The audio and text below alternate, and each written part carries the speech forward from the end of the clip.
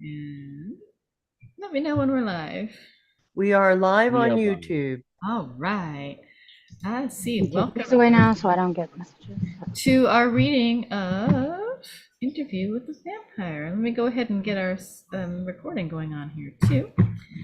And let me know when we're live. We are live on YouTube. Nope. Oh, Here we go. Did I not close it? To our reading. What? Getting some double vision here. Let me go ahead and get our one sec. Oh boy. I'm hearing it. Yep, Very I know. There we go. surreal. I guess I have to close the window. Joy. Too slow closing it. So, okay. Now we should be good. All right. Interview with the Vampire by Anne Rice. We're going to be reading the second draft of the film script, so don't be fooled by my background there, which I guess is from the television episodes. And so there's some key differences I hear from the script, this draft of the script from the final production of the movie, so it should be interesting to see. We'll get some introductions going here in just a sec. Before I forget, I do want to mention that this script was written in 1992, and you will see across a word that is currently considered to be a racial slur or derogatory, and that word is quadroon, which you'll see it's a reference for someone who is 1/4 black by descent. We don't use that word very much anymore, and I don't think we'll have to say it during the film, but we will see it across the screen. So I wanted to, call your attention to it so that we know that we can't change the way the script is written, but we can change what we say and do about it. So Right. I didn't even know that was a slur. yeah, I hadn't heard it I actually hadn't heard it ever, and I had to look it up what it meant. But yeah, from what I read online, it said that it's not used anymore because it's just not Probably was a term back in the much yeah, and it probably was in used that back time. in the in the 1700s, 1800s. Yeah. So we'll Because see I think it it takes place in 1823, I think. sometime in the 1800s, yeah, before the American Yeah, Civil it's like 18. I want to say 1823, 1824. I could go check. Yeah, and of course it goes back further in time too, and then ahead in time as well. So we'll see Right. several different time periods in this film, in the script reading. But without any further ado, we're going to do introductions. So if you could let our audience know your name, your pronouns, where you're at, who you're playing, and where they can find you online if they are so interested. I'll go ahead and start with Aubrey. Hi, everyone. I am Aubrey McCoy. My pronouns are don't care. And I'm from California, and I am playing the titular Lestat. So, yeah, that's generally what I'm playing. I think I may have some extra descriptions. I don't know. I didn't get a chance to check the guest because, I'm Lestat. What do we care? You can find me at Luthien the Fair and on Instagram and on Aubrey McCoy on Facebook. I'm all around on YouTube. You can just look up my name. You'll find me. All right, and you are just Lestat today, except for couple few lines as the congregation, which will show up later. Oh, fantastic. Yes. So we'll see you in church. All right. Vicky. I won't explode, I swear. Hello, I'm Vicki Dykes. My pronouns are she, her. I am in central Alberta. And tonight I am going to be Claudia. And I will be doing actions and descriptions in the first, second, and third part. And I have a small character, Teresa. She only has 4 lines. All right. And where you can find me, I am on Facebook. I'm Vicki Dykes, and I'm on Instagram. I'm YogaGramma10. Cool. Move on to Jackson. Hello, I am Jackson Gray. You can find me on most social medias with that name. I'm playing Louis today and a ton of little roles.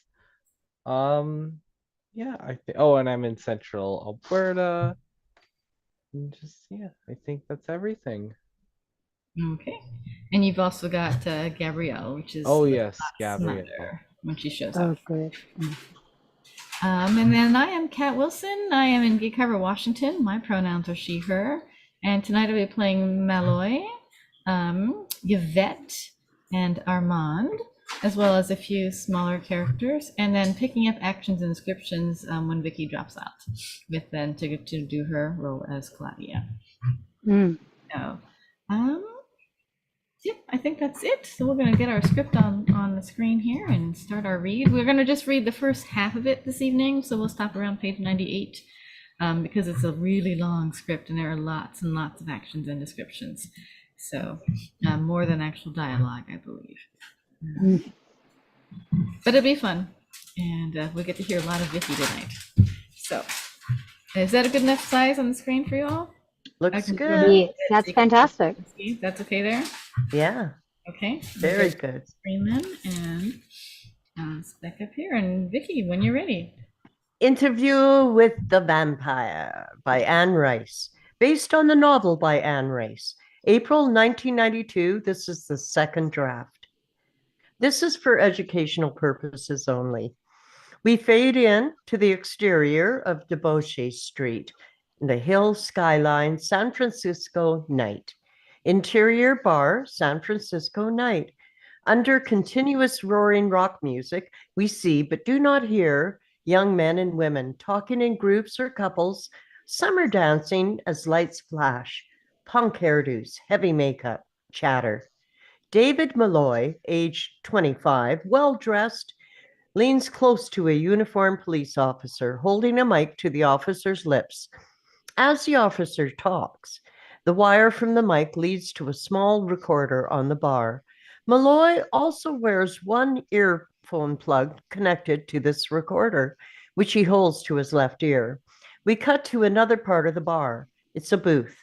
Malloy interviews two beautifully dressed women who obviously flirt with him as they answer his questions, and they lean forward, talk into the mic. Malloy finishes his drink, puts the recorder in his pocket, takes out a cigarette, and looks for a door. Exterior alleyway, Malloy. Cigarette on lip, stumbles in darkness amid garbage cans and debris, fumbling for lighter, and then finally, lighter flashes. Louis is revealed for one instant, only an inch from Malloy, his hand on Malloy's shoulder, faces almost touching. Malloy stumbles away in shock. Louis recedes more slowly into shadow. I'm sorry, I didn't know you were there.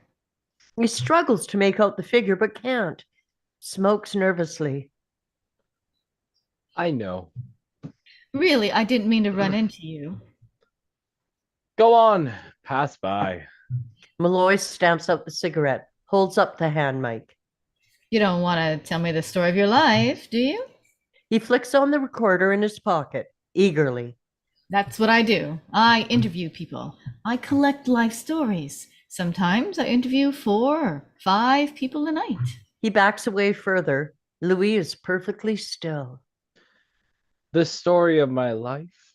Yes, I've been collecting lives for years. FM radio, KFRC, and there I just interviewed a genuine hero, a cop who... You'd have to you have to have a lot of tapes for my story. I have a very unusual life. So much the better. I've got pockets full of tapes. Interior room, San Francisco. City skyline from Debauchee Street Hill. Louis in shadow moves to the window. As behind him, Malloy sets a tape recorder on the table and sits in one of the 2 straight chairs. Dim light burns on chest of drawers beyond. As they talk, Louis keeps his back to the room and Malloy. This is where you live? It's just a room. So, how shall we begin? What do you do? I'm a vampire. Ah, and you mean this literally, I take it? Yes. I was waiting for you in the alleyway. You or whoever comes out of that doorway. And then you begin to speak. Malloy laughs good-naturedly. Well, what a lucky break for me. Perhaps lucky for both of us. Still in shadow, he turns from the window and approaches the table. I want to tell you my story. All of it. I'd like to know that very much, very much. I'm glad we met. Malloy is uneasy as he studies the shadowy figure, fascinated but afraid. You were going to kill me? Drink my blood? Yes, but you need not want worry about that now. I told you in the alley to go on. I was letting you pass by. I'll let a lot. I let a lot of mortals pass by. Louise stands opposite, hand on the chair. Malloy is riveted. Oh, this is one I have to hear. You believe this, don't you? That you're a vampire? You really think? We can't begin this way. I'm going to turn on the light. But I thought vampires didn't like light. We love it. I only wanted to be prepared to prepare you. Louis pulls the cord of the overhead naked light bulb. Louis's face appears inhumanly white, eyes glittering, inhuman or not alive. The effect is subtle, beautiful, and ghastly. Good God. He struggles to suppress fear and understand. Don't be frightened. I want this op- opportunity. I want this opportunity. The light appears to go out by itself, and suddenly Louis is in the chair, dimly lighted by the nearby lamp, and the tape recorder has been turned on. The cassette is turning. How did you do that? The same way you do it. A series of simple gestures. Only I move too fast for you to see. I'm flesh and blood, only not human. I haven't been for 200 years. Malloy is speechless, frightened, yet enthralled, spellbound. What can I do to put you at ease? Shall we begin like David Crawford? I am born, I grow up. Or shall we begin when I was born to darkness, as we call it? That's really where we should start, don't you think? You're not lying to me, are you? No, 1791. That was the year when it happened. I was 24, younger than you are now. Yes. But times were different then. I was a man at that age, the master of large plantations just south of New Orleans. We dissolve to exterior Louisiana day, 1791. A disabled Louis, hair and pigtail, in deep pocket frock coat, rides his horse through the fields of indigo, waving here and there to the African slaves at work. He passes slave quarters and the distant colonial raised cottage mansion of Pointe du Lac. Continue voiceover as he speaks. He approaches a small parish church and grave. He dismounts, approaches a rectangular Greek style above ground tomb. The stone is like a doorway. I had only just lost my wife in childbirth. She and the infant had been buried less than half a year. Inscriptions on the high rectangular tomb shows the names Diane de Pointe du Lac, 1763 to 1791. Infant Jean-Marie, 1791. Louis, in mix of anger and sadness, pushes away the vines already covering the headstone. and stares bitterly at the inscription, which he touches with his fingers. Takes a flask from his pocket, takes a heavy drink. He sits exhausted against the grave, as if close to his wife and child, face tender and sad. Interior dining room, Point de Lac, night. Table set with candelabra, gorgeous china. Louis, in soiled shirt and boots, sits at the head of the table, staring at a plate full of steaming food. Yvette, pretty mixed slave, pours his glass full of wine. I had everything a man could ask for. Yet a darkness had come that would not lift. Please, Michi, eat your supper. Please. We pray for you every day. Louis doesn't move. Yvette takes his linen napkin from the ring and tries to put it on his lap. He takes her wrist firmly, rises from the table. I know, Madame ma chère.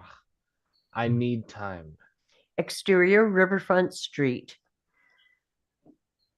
New Orleans. Of gunwale sidewalks and loud, crowded riverfront taverns full of ruffians. Louis, in ragged lace and dirty brocade coat, walks drunkenly along the sidewalk as he enters the crowded, smoky little tavern and blunders into a card game. Flat boat men and one fancy-dressed gambler eye him as a mark. He lays his money down on the table, and they deal him in. Perhaps if I had time, I would have come to my senses. Who can say? I might have been married again. As it was, I counted death, taking every risk that I could. As the men play cards, two tavern waitresses approach, Teresa and Suzanne. Suzanne throws her arms around Louis and, exchanging glances with the fancy dress gambler, puts a powder into a drink of whiskey, which she pushes towards Louis, eyeing him stealthily. Teresa watches all and looks down at Louis's hand of cards. Hanover tavern scene. Indians, men of color, black African freedmen, sailors, and wenches. Lestat, a hooded figure in the corner, smiles from beneath the shadow of his hood, gleaming blue eyes. Close on Lestat, he approaches the table as Louis lifts a glass of drugged whiskey. The hooded and cloaked figure of Lestat knocks it out of his hand, bumping into Suzanne and knocking Teresa roughly to one side. Louis rises, drunk, outraged. How dare you, monsieur? Louis pulls out a pearl-handled pistol. Teresa clings to him. Others gasp and give way, though eager to see what will happen. Lestat, face half covered by the hood, but eyes gleaming, backs away through the crowd, eyes riveted on Louis, smiling. The crowd closes indifferently.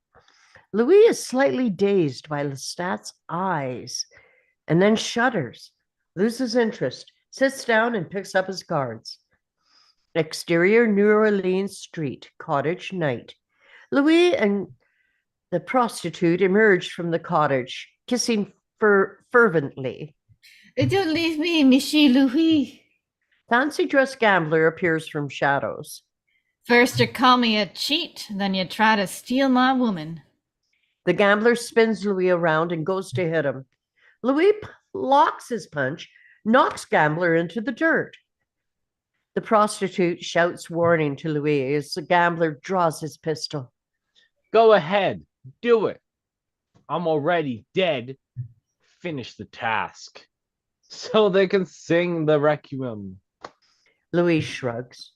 Gambler rises slowly and warily, holding the gun on Louis. The Oaks, tomorrow morning at 6. Louis laughs and shakes his head no. He turns his back. Close on Louis's face, thoughtful, distant, and behind him, Coward! Louis staggers down the wood sidewalk. The prostitute comes after him, embracing him, and he kisses her firmly and gently pushes her away. She pleads with him in French. My invitation was open to anyone, but it was a vampire that accepted. I had never considered of such a thing. Louis moves on into the darkness among small colonial French buildings. Rain falls. He looks up in it and lets it drench him. Over his shoulder, we see Lestat approach, hood still shadowing his face. Angle on Lestat's blue eyes. Lestat's hand clamp on Louis's shoulder, and then Louis stiffens, cries out and freezes as Lestat's teeth go into his neck. Louis slips from Lestat's grasp, unconscious in the mud and rain. Interior room, San Francisco. Malloy and Louis face each other. That's how it happened? No, that is how vampires drink blood. The dark gift of transformation requires a good deal more. As you see, besides this, vampire wanted something from me. He came back for the following night. Interior, lavish French furnished bedroom at Pointe le Lac in New Orleans. Louis is delirious in four-poster bed, shrouded with mosquito netting. Female slave Livette, she bathes his face with a rag. She is crying. Other slave women hover in shadows. Overseer, a male, stands weeping in the door. Yvette puts out all the candles save by the bed, one by the bed. My poor Yolette. What will become of you, all of you, if I die? Tis you won't die, Michi. We need you. She won't leave us here. Same scene later. Louis alone. Candlelight flickers on face of bisque virgin. And Louis tosses and turns, dreaming, murmuring incoherently. And then he opens his eyes. Lestat, exquisitely dressed in French clothing, stands beside the bed smiling. In the light of the candle, we see that he is not human. Skin too white, eyes too bright.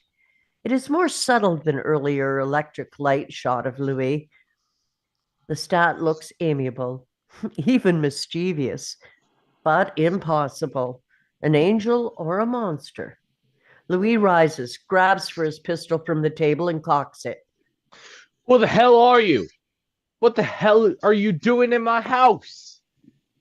And such a beautiful house. Yours is a beautiful life. Louis takes aim and fires. The bullet passes through Lestat's slight raised hand. It leaves a bloody wound. Lestat winces, studies the wound. It begins to heal as we watch.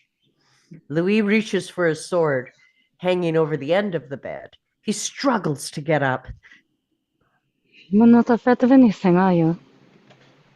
Why the hell should I be? I warned you again. Get out! Are you going to put a sword through me too? Ruin my beautiful clothes.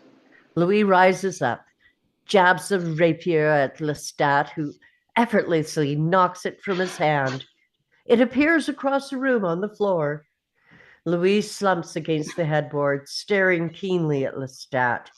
He is in a rage. If some voodoo priest sent you here, say so. If you're the devil, I'm all yours. I don't believe in the voodoo priests or the devil. Neither do you. Lestat sits on the side of the bed, facing Louis. But I do believe in eternal life. Lestat holds up his bullet-wounded palm, and we see the very last healing as it smooths out and is whole again. How was that? How is this done? I love your courage. I even love your grief. You're no simple soul, are you, my friend? Louis is bewildered. It feels pain, is becoming spellbound. Sound of sea rising. What if I told you I could give you back your old passion for living? And that for those with courage, living can be for all time. Sound of heartbeat. Drum in time with it. Dark sea. An 18th century ship sailing with black rigged sails. Only two figures on the top deck, Lestat at the wheel and Louis in his soiled nightshirt watching him. In this sea are the ruins of buildings, temples, churches seen dimly in the midst. Vampires. That's what we are. Creatures of darkness. Only we see more clearly in that darkness than any mortal has ever seen. Dead men and women float in the water. Louis is amazed. Dead women and dead infant float by. A giant dead oak floats by. Lestat holds the wheel steady. Lestat points to the horizon of white clouds stacked high under the moon. The two speak together as we do not hear their words. Exterior parish graveyard, Louisiana, night. Louis and Lestat stand before the tall crypt of Louis' wife and baby. Sounds of wind. Lestat leads Louis from the graveyard into a dreamlike swampland. Dream sequence. Thickens as we see hazy fragments suggesting possibility. A. Louis, beautifully dressed, dances with a woman. B. Louis and Lestat together, riding horses fast through the night. Laughter, music, heartbeat intermingle. Pan over an audience of bejeweled and wigged spectators, all clapping and cheering, and return to interior Louis' bedroom. Louis sits against the bedstead, staring intently at Lestat. Silence. Focus on Lestat, seated on the bed, and then You have to ask me for this. You have to give your full consent. Do you hear? Give it to me. Vampires. We slay our brothers and sisters I want it. and thrive on their blood. Give it to me. Lestat bends close, as if to drink Louis' blood. Louis does not shrink back, but stares into his eyes. Lestat draws back, stands up, leaves through the French doors, and then says, Tomorrow night, I want you to prove yourself. I shall give you the choice I never had. The sun is coming. Watch it carefully. If you join me tomorrow, you'll never see the sun again. Louis sits dazed, staring at the empty French windows. The sun rises over the swamplands and the plantation. Sun fills the room, striking water pitcher, glass, mirror. Interior, Riverfront Tavern, New Orleans. Crowds of gamblers and revelers carry on at tables and makeshift bar. Suzanne is slipping a poison into a man's drink and then helps him stagger into the exterior alleyway. And there she robs the man and lets him fall down dead in the mud. Interior tavern, Louis and Lestat. At a corner table are watching Suzanne as she re-enters. You mean now, with this knife? He reveals the dagger inside his coat. She is an evildoer, my friend. I even made it easy for you. Don't you see what she's up to? If you can kill her, the dark gift is yours. Louis rises, uncertain, crazed, pushes through the crowded tavern, approaches Suzanne, and seduces her out into the same alley. Exterior alleyway. Louis stares in horror at the bloody knife in his hand as Suzanne falls back dead onto the ground. Lestat appears over his shoulder, looking coldly at the dead woman. He puts his hand on Louise's shoulder. What have I done? It won't be this way when you are one of us. Louis drops the dagger on the ground and moves away fast. Exterior, Pont de Luc. Louis, on a horse, dismounts and walks towards the steps leading up to the gallery. He is crazed with guilt. Suddenly, as he comes into the light from lantern at foot of steps, he sees Lestat sitting collected at the head of the steps. Louis backs up as Lestat rises and descends the steps so fluidly he hardly appears to move. Light from the lantern illuminates Louis as You are the devil, aren't you? That's who you are. I wish that I were. But if I were, what would I want with you? I can't go through with this. You're perfect for it. You're bitter and you're strong. But why do you want me? Because you're as strong as I. You're as strong as I was. And when I was alive. Besides, I like you. I like your conscience. You remind me of myself. Louis takes out his flask and drinks. Fearlessly, drunkenly, he turns and heads slowly for the nearby swamp. Exterior, parish cemetery. Graves of Louis' wife and baby. Louis stops in front of the crypt, leans his forehead against the stone, and Lestat appears beside him, radiant, beautiful. You really want to be with them? Yes. I killed that tavern girl. I deserve to die. Lestat, in quiet rage, raises his right fist and shatters into large fragments the rectangular marble-faced stone, revealing 2 coffins on the upper and lower shelf. Insects swarm from the opening. The upper coffin slides open, cracks open, revealing half-rotted body of a woman holding an infant, no longer recognizable as individuals.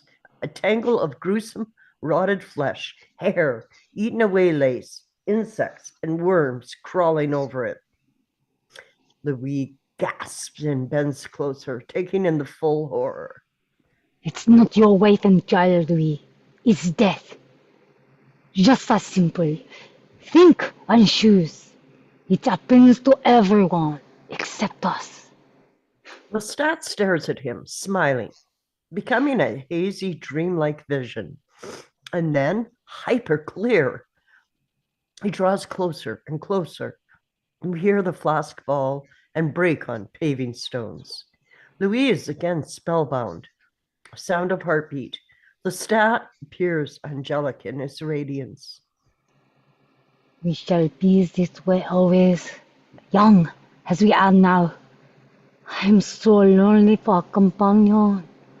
But you must ask, do you want it or no? Louis' senses are confused. He is entranced. Yes. Yes. Lestat embraces Louis, obscuring his face. Heartbeat grows louder. Drumbeat comes, out of sync, but almost together. Louis' point of view. The moon, the clouds, the sky, and fragments of earlier visions. Blurred figures are glimpsed with earlier dream images. Laughter and music rise and fall under the unsynchronized slowing beat of the heart and the drum. Back to scene, Lestat lets Louis fall down beside the broken crypt. Lestat stands over him, once again radiant. Lestat speaks gently. You may go now. Lestat lifts his hand to his lips and blows Louis a kiss. No. No. Give it to me. Lestat lifts his own right wrist to his teeth. Fang slashes own flesh. Blood falls. Louis rises to receive the first drops into his open mouth. Lestat gathers him up as Louis clamps his hand on Lestat's arm and sucks from the wrist. Heartbeat and drumbeat are synchronized and grow stronger and pick up speed. Louis is released, staggers. Vampire vision. The world around him and the look of the film is transformed. The swamp, the cry of the night birds, the moon, the clouds, all reflect his heightened vision. He looks down in pity on the rotted woman and infant who appear to glitter and to be beautiful rather than repulsive. He closes the lid of the coffin, astonished at the ease of it, and then lifts the entire coffin and returns it to its slot in the crypt. He turns and stares at Lestat, whom he sees now with a vampire's vision. Lestat's eyes are brighter. His buttons are glimmering in the light. Everything is clearer, brighter, containing more facets of light and color. Stop staring at my buttons.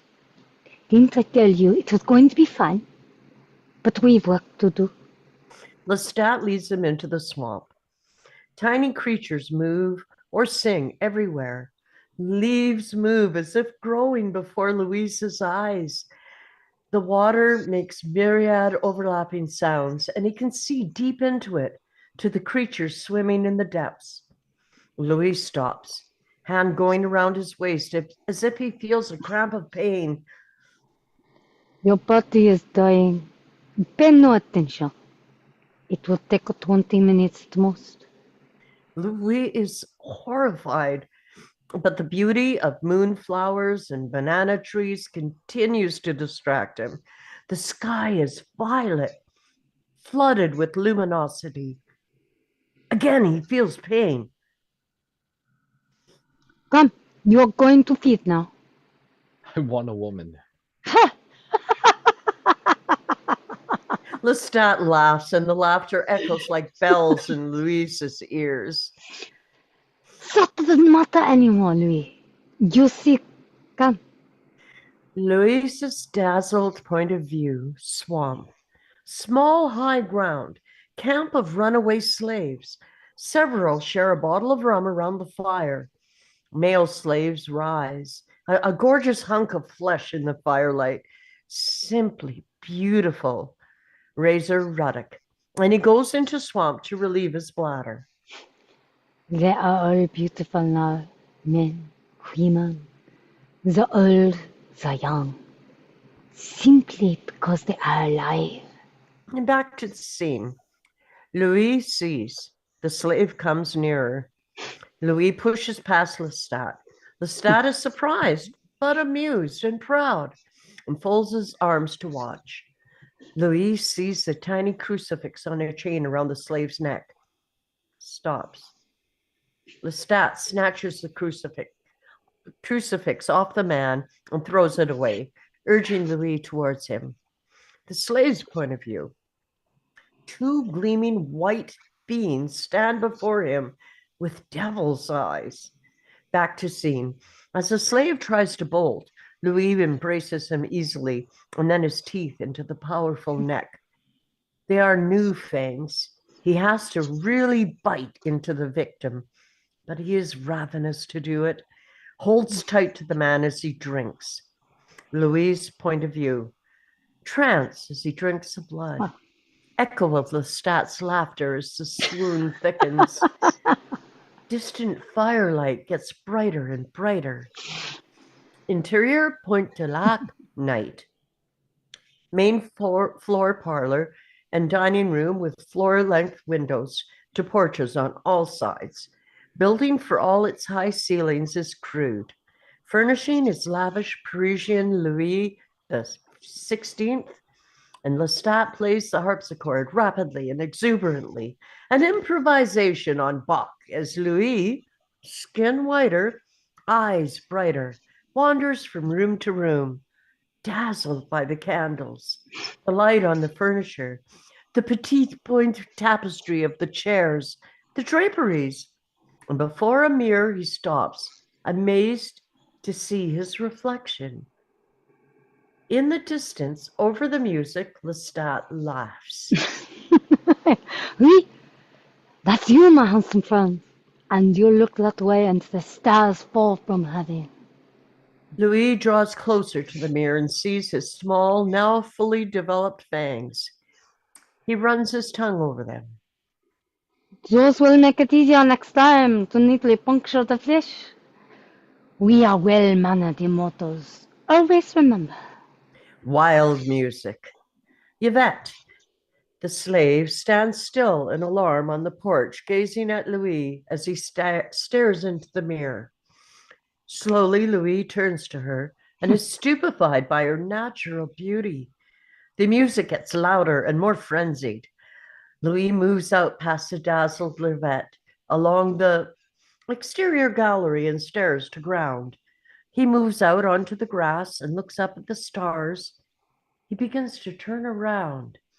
And suddenly, he raises his hands to his lips and roars. It's a long, horrified, grief-stricken roar. It drowns out the music. Interior basement of Point de Lac. A brick-walled storage room. 2 coffins stand on the floor. Lestat, holding a lantern, closes and bolts the door, and then turns to see Louis, a full-fledged vampire of high gloss, sitting on a bench, staring at the coffin. Louis is stunned. Lestat is apprehensive and protective of Louis. He approaches the nearest of the coffins and opens it. It is fitted with satin inside. Louis stares at it in shock, then looks away sharply, staring at the lantern. You must get into it. The sun can burn you to ashes. But is it magical or merely a shelter? It's the best shelter that you can have.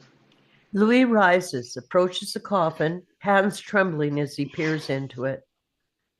Don't be afraid. In moments, you'll sleep as soundly as if you've ever slept when you were living. You'll dream. And when you wake, I'll be waiting for you. And so will all the world. Louis looks for assurance at Lestat's beaming face. We can see the fear behind Lestat's smile, the uncertainty. You told me something earlier. You said that you didn't have a choice. Was that true? Lestat smiles bitterly and nods. He points to the coffin. Close on his hand, pointing into the coffin. Some nights I'll tell you that story if you like. We have a lot of time now to talk to each other. Louis gracefully crawls into the coffin, fearful yet fascinated, and is suddenly lying on his back as the lid comes down with a bang. Total darkness, sounds of his own breathing, of his gasp, of a whispered prayer. Dear God. Exterior, New Orleans. A big, lavish drinking place with a raised stage. Italian actors and buffoonish costumes act crude commedia dell'arte on the stage. Plantation owners in soiled brocade, lace, crooked wigs, some pretentious, some drunk, and some merely young and happy, watch the show as tavern wenches move about. Close on Teresa, entering, looking about. Teresa's point of view. Louis and Lestat at a small table watch the comedy. Lestat laughs uproariously at the antics of the actors, who trip or hit each other, Punch and Judy style. Louis is quietly amused and amazed as much by the wine in his untouched glass or the light on his boot.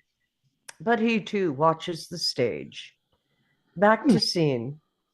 Teresa comes, offers the men 2 more drinks, even though their wine is untouched, sits in Lestat's lap. Lestat winks at Louis, who is enthralled. Mm. Teresa lifts a fresh glass to Lestat's lips as he flirts with her. Come Come on, on. mon cher. The best is the colony. And once you taste this, you never go to any other tavern again. Oh, you think so, Shari? But what if that's not what I want to drink?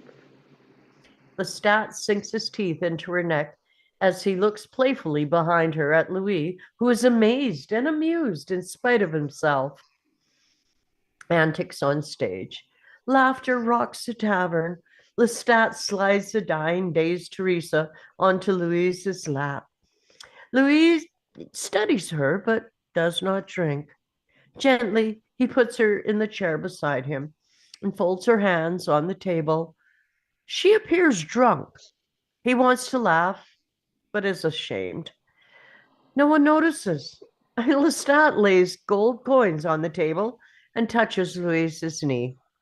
Let's get out of here. Delighting in their own mischievousness, they rush out. Exterior street. Louis is suddenly distracted by the moon moving behind the clouds and distant music from a ballroom. The breeze. Come, let me show you a lovely guy. Exterior ballroom. It's the house of ill frame. Beautiful, dark-skinned people. And they're dancing with white men as others other orchestra plays. Men and women dance minuet, but even more men and women merely cluster everywhere, talking and laughing and flirting and drinking wine. Lestat spies a pretty dark girl, neglected. Have you ever been caught? Of course not. It's so simple.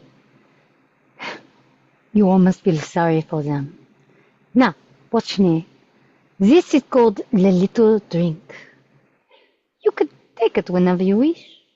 Music rises and becomes faster as Lestat embraces the dark girl, startling her with sudden kisses on the neck, his eyes closing for 1 minute and then leaving her dazed before she even knows she's been bitten. Lestat embraces a red-haired, yellow-skinned girl, turning her in a wild embrace and giving her the same little bite, and then goes to an elderly woman and flirting with her takes the little drink from her. Lestat backs up next to Louis. Lestat is dazed. There is a faint sheen of blood on his lips. Oh, it takes skill and restraint. But it's worth it. It's fun. Louis is suddenly drawn to a victim. Toinette, a beautiful girl with cold eyes, who has been staring at him all this while. Very pale, very calculating, and very luscious. Mm. Louis is dazed with hunger, moves towards her, embraces her, and leads her into the alcove, lighted by candles. Louis kisses her lips and then sinks his teeth in her throat. The swoon takes him into the realm of light and music only. Suddenly, Lestat pulls him away. Toinette lies against a chair, dead. You need a little practice. Louis stares at the body. But never mind. She was a merciless little schemer. The town is thick with them. Lestat leads Louis out into the night. But how do you know? All I tasted was innocence. From her thoughts? Couldn't you read her thoughts? Louis shakes his head. You can't hear anything they're thinking? No, I can hear no thoughts from anyone. Lestat considers and then shrugs. He throws his arm around Louis' shoulder and they walk away together. The dark gift is different for each of us. But one thing is true for everyone. We become more powerful as we go along. You learn to pick the evil ones. Yes, I see things in the face of men and women. Oh, I'm not the right hand of God, mind you. Not a local constable or judge. It's just easier. It's just that evildoers are easier and they taste better. Exterior, giant oak tree beside colonial mansion. Lestat leads Louis with preternatural ease up high into the tree, then onto the gallery of the mansion. They peer through glass doors into a huge library. You'd hope I'd be better at all this, didn't you? Lestat interested in the library inside. I didn't know to tell the truth. And you're doing very well. Lestat easily pries open the door and enters. A man dozes by the fire in a chair. Lestat moves all around him soundlessly and smiles as he takes books. Tristram Shandy, Robinson Crusoe, Moll Flanders. He tosses a volume of Byron to Louis, who catches it easily, wary of the sleeping man who never stirs. They leave. The man still dozes. Interior Pointe-Lac, Louis' parlor. Lestat sits paging through his new books. Wonderful new novels from England. Remember, you can move easily around them without making a sound that they can hear. Look, he never even read any of these books. He never cut the pages. Louis follows Lestat out onto the gallery of Pointe-Lac. They look out over the river. But what are the rules? What is it we cannot do? What are we really? Lestat looks at the river. What in the world makes you think that there are any rules for anyone, Louis? We have vampires. I told you. You must find your own way on this devil's road, as I did. Exterior street. Louis and Lestat argue as they hurry past riverfront taverns and lighted colonial houses. But surely you must know something about the meaning of it all. You must know where we come from, why we. Lestat is in rage, comes to a halt. What? Where should I know these things? Look! He points into the tavern. Did anybody in there know the answers? Go to the priest. Ask him. But the vampire who made you, what happened? What did he tell you? There must be a purpose. Purpose? Louis, what purpose is there to your life last week or last month or last year? Lestat rushes along, impatient, hating this discussion. I curse God that he took my wife and child from me. But I never doubted. Loses conviction. Louis questions himself silently. Shall I make up stories for you? No. But you must have learned something from one who made you. I learned less than you've learned from me. I wasn't given a choice, remember? He comes to a halt before a little theater. Sounds of laughter, cat calls, clapping from inside. Posters announce a Shakespearean play by English actors. Lestat, caught by the sound, moves inside. Interior, small wooden building. Smoky footlamps reveal crude Macbeth and Lady Macbeth arguing with each other. Crowd tables, eats, drinks, yells for more action. Actors ignore them. Close on Lestat, with Louis beside him. How did it happen? Where? Exterior wooden building. Lestat angrily shoves Louis back into the night. Louis is vulnerable. Listen, my beloved fleshling. I say this once and once only. I have no secrets to tell you. I've never laid eyes on God or in the devil. I pity the devil if I ever do. You have received from me all that I have given. Louis is wounded, but quiet. Lestat goes on more patiently. The one who met me was mad. That's what often happens to the old ones. He lasted a few more hundred years, the most of them. And he wanted an heir before he burnt himself in an Olympia. He left me there to witness it. Newborn. There was no one there to guide me as I've guided you. Louis tries to accept this, bowing to Lestat's anger. Lestat walks on and Louis follows. Lestat talks as we see an English stage. Macbeth and Lady Macbeth engaged in conversation. You want to know how it happened? I was an actor. Oh, nothing so very great. Just the boulevards and Paris. But if you'd come from the provinces as I had, they seemed splendid enough.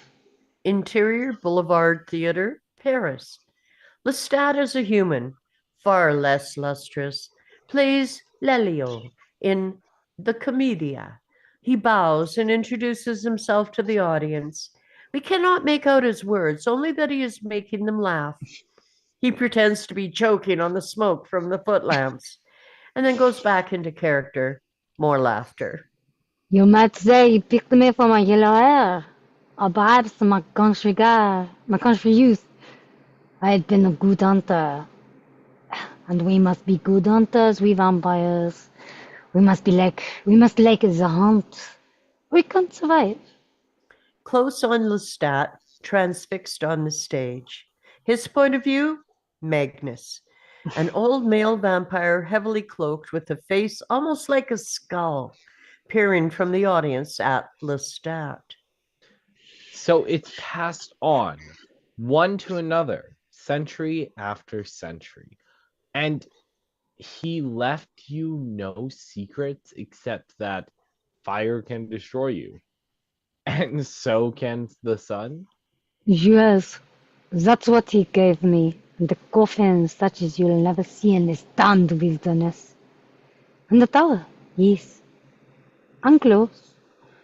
He left me such fine clothes. We are the secret, Louis. Maybe this is all a secret. Maybe God himself has forgotten all that we are here. Interior Pontelac dining room, another night. Louis XVI chairs, table, sideboard, crystal glasses gleam on sideboard. Louis sits at the table watching Lestat as Lestat paces. What if we are wounded? A stake driven through the heart? A bullet? Lestat is vaguely amused. Well, you saw this for yourself, and that you aimed that pistol at me. May take time, but we will. Only the destruction of our bodies brings us to the finish. Curses, Gaelic, all that rubbish has no power of us, naturally. We cannot turn to mist and pass through chaos. We are not magical creatures. Not really. Really lucky little devils, so to speak. Preternatural. Good word. Come with me. It's been weeks since we've hunted together. Let's go. How long can I go without feeding? 1 night, 2 nights? You'll have to find that out for yourself. Never let yourself become so weak that you can't feed. That's an endless living death in itself. Louis ponders. Are you trying to tell me you don't like it? Are you trying to say that every time the blood touches your tongue, you don't feel that pleasure? You know, I don't. But I didn't see things clearly before. I didn't see them for what they are. And now you know that life is and you have eternity to enjoy it. I have eternity to destroy it. Louis, there's nothing beyond your reach now. Stop grieving for yourself and for your victims. Louis does not respond. Look, you need a little refreshment. Here, Let me show you another little trick. Your trouble is you don't experiment enough on your own. He picks up one of the crystal glasses, holds it to the light of the candelabra, and then sets it before Louis. He turns, one eyebrow raised, listening, and then he darts too fast for us to see through the French door, curtains closing behind him. Louis gasps as Lestat appears before the table, holding a long-tailed gray rat. The rat appears paralyzed as Lestat tears open its throat with his own teeth and lets the rat's blood gush into the crystal glass. Lestat begins a low, helpless laugh. Absently, he lays the rat to the side of the lace tablecloth. Louis is impressed in spite of himself, smiles, shakes his head. Lestat hands the glass to Louis. Louis drinks the blood and stares at it in surprise. I know it gets cold so fast. We can live from this? The blood of animals? Lestat shrugs. I wouldn't call it living. I may call it surviving. And you may have to do now and then. You'd better know this trick if you ever find yourself for a month or two on a ship at sea. Unless you mean to slay all the passengers and the crew. Louis downs all the blood in the glass. His eyes are suddenly bloodshot. He wipes his mouth. He stares at the body of the rat. Rat is soft and beautiful to behold. Very delicate little hands and feet. Lovely eyes. It doesn't disgust you, does it? Disgust Lestat, you. he strokes the belly of the dead rat, studying it, smiling. There's nothing in the world now that doesn't hold some. Fascination. Oui. And I am restless. I don't want to spend another evening here. There's an opera in New Orleans tonight, a true French opera. But we can live on animals? Oh, We can live without taking human lives? oui, I suppose we can. But how long do you think you can resist mortals? Give it a try. I can't take blood from mortals without killing. You know that. Ah, this second blood. But don't you see it's the death you want? Surely as the blood. It's a life that flows with it when you drink. My God, I know. I do see. I know. I I once- know. I won't stay here engaging in this sophomore battle. You have all of them out waiting for you. Take the evildoers if you must. Mundu, there are not enough hundreds in this miserable little place. And what a paradise they make for us, Louis. With the dancing and the drinking the dawn. Wasn't it that way in Paris? Why did you come here? Lestat laughs beguilingly as he rises. Empire of vampires to be clever for many reasons. Here, all one needs is a pair of fangs. He becomes frustrated at Louis, snatches his cloak and tricorn hat from the chair and turns to go. Louis says nothing. Lestat, stubborn and conflicted, leaves. Sound of Lestat singing an aria in Italian as he leaves, and then the sound of the horse riding away. Yvette, the slave woman, enters. Monsieur Louis, you don't want any supper? Louis stares at the glass with its thin residue of blood. He laughs soundlessly. No, Michelle. I need something new. I need nothing now. It's all well at Point del Lac tonight. Yvette draws closer. Light reveals her beauty. We worry about you, master. When do you ride the fields? How long has it been since you've been to the slave quarters? Have you seen the new baby born to Charlotte? Why do you let the overseer whip so many so often? Always before you looked after us. Louis listens, but in spite of himself, he is getting hungry. Yvette looks more and more succulent. throat long and slender, skin gorgeous. Leave me alone now. You let go. Out. I will not go until you listen to me. Send away this new friend of yours, this Monsieur de Liancourt.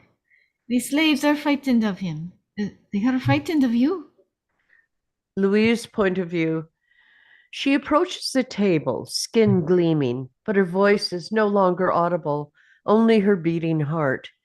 As she places her hands on the table to lean forward, she sees the dead rat lying on the tablecloth. Back to scene. Louise' hunger crests. Yvette, staring at the rat and then at Louis, starts to scream. Ah! He upsets the wine glass as he rises and clamps his hand over her mouth. The glass rolls to the floor and breaks. In horror, he realizes he has accidentally broken her neck. He stares at her dead eyes and is grief-stricken. For one moment, he is tempted to drink her blood, and then, horrified by the incestuous and monstrous idea, he cradles her as he would a precious friend, overcome with grief. Yolette. My poor, faithful Yolette. Exterior swamp night. Louis watches the body of Yvette sink deep into the muck. He is utterly dejected. He hears sounds, turns, sees slaves at a distance spying on him. He walks back to exterior slave quarters, a row of brightly lighted little pitch roof bungalows.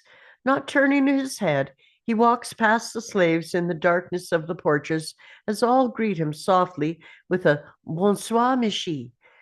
He makes no answer. He stands looking at mansion of Point de Lac, the rich house with all candelabra and chandeliers lighted, all the windows open. He stands wrapped by the vision. Behind him, slaves gather, uneasy, whispering.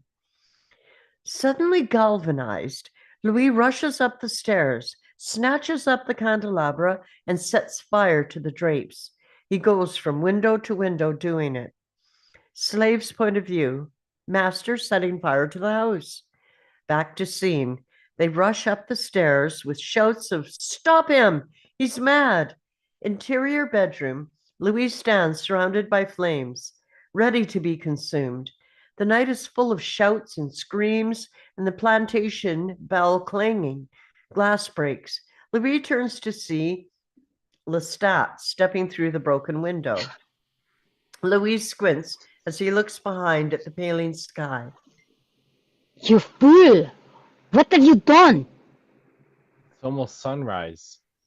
You promised me that the sun or the fire could kill me. Now leave me. Save yourself. Lestat pulls Louis, left arm around his shoulder, as if hefting a drunken companion. Carrying Louis, he rushes out on the porch and leaps over the railing to the ground. He climbs on his horse, lifting Louis before him. Louis covers his eyes as the barest light of morning fills the sky. He slumps forward over the horse's neck. Slaves rush towards them, but Lestat drives them back effortlessly with several swipes of his riding crop and rides out on the road and out the gates. The sky is violet with the coming dawn. Exterior, large graveyard. With many large crypts, Louis, now unable to uncover his face, being carried over Lestat's shoulder. Louise's point of view. Passing crypts, light coming in orange flashes, sound of rusted hinges, and then darkness. Interior crypt. Louis is flung down on the floor of a large crypt. Lestat fits the iron door back into place and secures it. The gleaming, burning light is gone. Where are we? What do you think, Louis? We're in a nice big cemetery. Does it make you happy? Is this fitting and proper enough? Louis laughs softly. We belong in hell. And what if there is no hell? What if they don't want us there? Ever think about that? Lestat lies down in the shadows beside him. Never mind, don't answer. Sometimes this is close enough to hell as it is. Interior Inn, New Orleans. Lavish little supper chamber with coffered bed, fancy French furniture, open window to rooftops of colonial city. Louis is in fresh clothes and sits calmly in a chair. Lestat before the mirror fusses with his lace collar. Why did you bother to save me? You could make another. Someone better than me. You're too strong. That's your trouble. You feel too deeply. You see too much. You spoke of old ones. You Ugh. said in time they went mad. Is that what will happen to you and to me? Some do, some don't. There are legends of those who've lived for millennia. Why can't we live for an eternity? We have the chance. Lestat pauses, perplexed, plunged into thought. I'm leaving you. I'm disappointed you. Lestat. And there's no reason for me to remain. You have no reason. You have no need of me. You never did. And where are you going?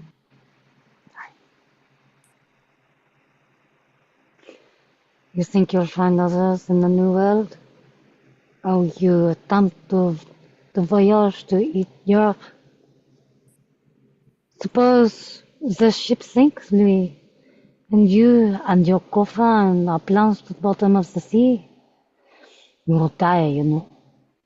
You lie there, struggling forever, and you'll have forever to realize all your questions were in vain.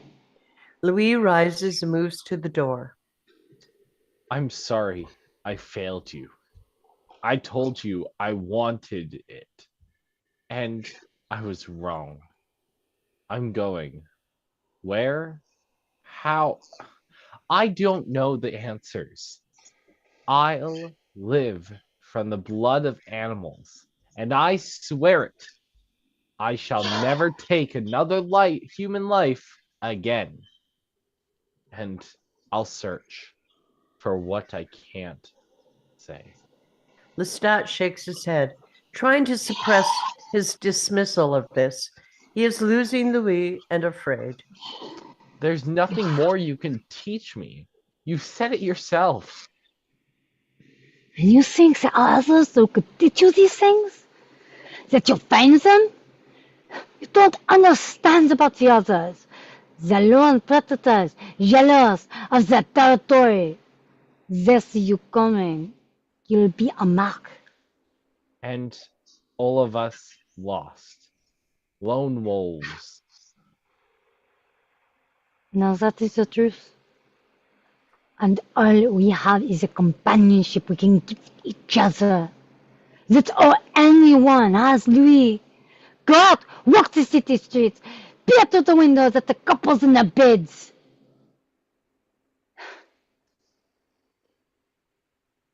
Lestat takes Louis by the shoulders and tries to get him to listen. He hovers like an angel, whispering in Louise's ear. It's part of our nature to meditate, to seek, to see through, to understand. Louis tries to remain resolute, does not reply. We are creatures of the earth, my friend. And yes, like 1,000 other species we kill so we may live. This world is a savage garden. We're not different from other beasts or prey. Louis looks at Lestat, sincerely. Adieu, Lestat. I'm sorry. In the old world, they called it the dark gift, Louis. And I gave it to you. I know. Forgive me. It was all an error, a tragic error from the start. Exterior street, New Orleans night. Deserted, narrow, muddy streets of small pitched roof bungalow cottages. Louis walks alone, Seen things in a daze. He sees a white X marked on an empty house. A man with a lantern lifts it as he passes. Don't go that way, monsieur. It's the plague, monsieur. Go back the way you came. Louis smiles at those words, repeating them softly. The way I came. He walks on. More houses marked with X's. Moans and crying come from the houses. Sometimes only the sound of someone gasping for breath. A black cat darts past Louis, crazed with hunger. He stares at it, watches it speed away. He trembles. He walks on. A child's crying becomes louder and louder. Gradually, he realizes it's a child of perhaps 6, crying in exhaustion and fear. It is coming from a dark house. Louis pauses before the house. The child is sobbing. Mama, please, wake up. Mama, I'm frightened, please. Louise's point of view. Claudia, in a ragged little gown, tugs at the dead body of her mother, crying softly and wearily. Close on the dead mother. Her eyes are being eaten away by ants. Back to scene. Louis gasps in horror. Claudia turns. She is a radiant doll or angel as she stretches out her hands to Louis. Oh, monsieur, please help me. Help us. We have to get to the ship. My papa's waiting for us. Oh, please, monsieur, help me. Wake mama, please. Louis stares past her at the dead mother. Instinctively, he gathers the child to him protectively, looking back at the spectacle of the mother's face swarming with ants. Claudia chokes and sobs against his shoulder. He turns her face upward, looking at her, stricken with pity, and then the hunger glazes his eyes. Her crying becomes louder, yet ever more distant, and we see only her beauty, her cheek, her throat. Louis closes his eyes, hand touching her throat, and slowly he bends to kiss it. And then we see his fangs for one instant as he eases them into the flesh. The crying dies away as Louis goes into the swoon. Gradually, another sound replaces it. Lestat's laughter, growing louder and louder and more distinct. Suddenly, Louis breaks away, caught red-handed, the child in his arms. He sees Lestat laughing in the doorway, pointing at him, slapping his knee and laughing again. My philosopher, my mata. Never take a human life again, well. Really? You must admit that it's terribly funny. Oh, it is really touching. I am not sure. Louis stares down at the unconscious Claudia in horror, and then lets her slip gently into a chair. Shamefully, he wipes at his mouth. He sees a streak of blood on the back of his hand and the tiny wounds on her throat. Lestat rushes past him. He snatches up the dead mother from the bed and begins to dance with her in great circles, humming and talking. Her head falls back. Black water flows from her mouth. Well, let's make a party of it, shall we? The child is still alive, Louis. Look at her. You've left some life in her, some blood too. Louis flees into the street. Lestat runs behind him. A men with carts of corpses pass by, peering into each house. Come back, Louis. Come back. It's only a vampire nature. Louis runs. Lestat follows, taunting him. Louis, do you want me to go back for her? Louis scales the wall and runs from rooftop to rooftop. Lestat following him easily, dancing alongside of him. Oh, come on. It's not very shameful. She'd have died of the plague if you hadn't taken her. Oh, merciful death. Oh, do you love your precious guilt? Louis turns on Lestat and attacks him with all his strength. They fight. Louis again and again assaulting bravely, Lestat easily blocking the blows. Finally, Lestat's hand rises. Blackness. Interior inn. Window open to the setting sun. Night comes over the city. A maid enters, puts a lighted candle on the table. Full darkness outside. We cut to Lestat and Louis, seated by the candle. Lestat is talking. What can I tell you? How can I make you understand? Talk to me. Where did you come from? How did it happen with you? Exterior Lestat's castle in Auvergne, France, 18th century. Snowstorm. We were country lords, proud, penniless, the old author who never went to Paris to wait hand and foot upon the king. If I didn't hunt, we starved in our ancestral castle. Interior Great Hall. 3 tradesmen from the village stand with platters of hot food before Lestat, a crudely dressed Robin Hood-style lord, dappled with snow, walks in with 2 slain wild rabbits over his shoulder, stops, sees the laden table, and acknowledges the tradesman with a bow. Unless you feel it was fat us bringers of gifts of roast pig and wine, as if they were tributes and not charity to keep us alive. Clothes on Gabriel. At nearly hearth in much mended and faded finery, pale, obviously ill. Lestat approaches her, lays down the game, and then kisses her on the mouth. Lestat and Gabriel gesture for the tradesmen to place the food on the table, and we see Lestat's father, blind, dignified, seated at the table, making a grandiose gesture of acceptance as the villagers back away. 2 brothers also watch stiffly and uncomfortably, giving the villagers nods of thanks. Lestat leaves with the villagers, talking together, escorting them to the doors, and they talk.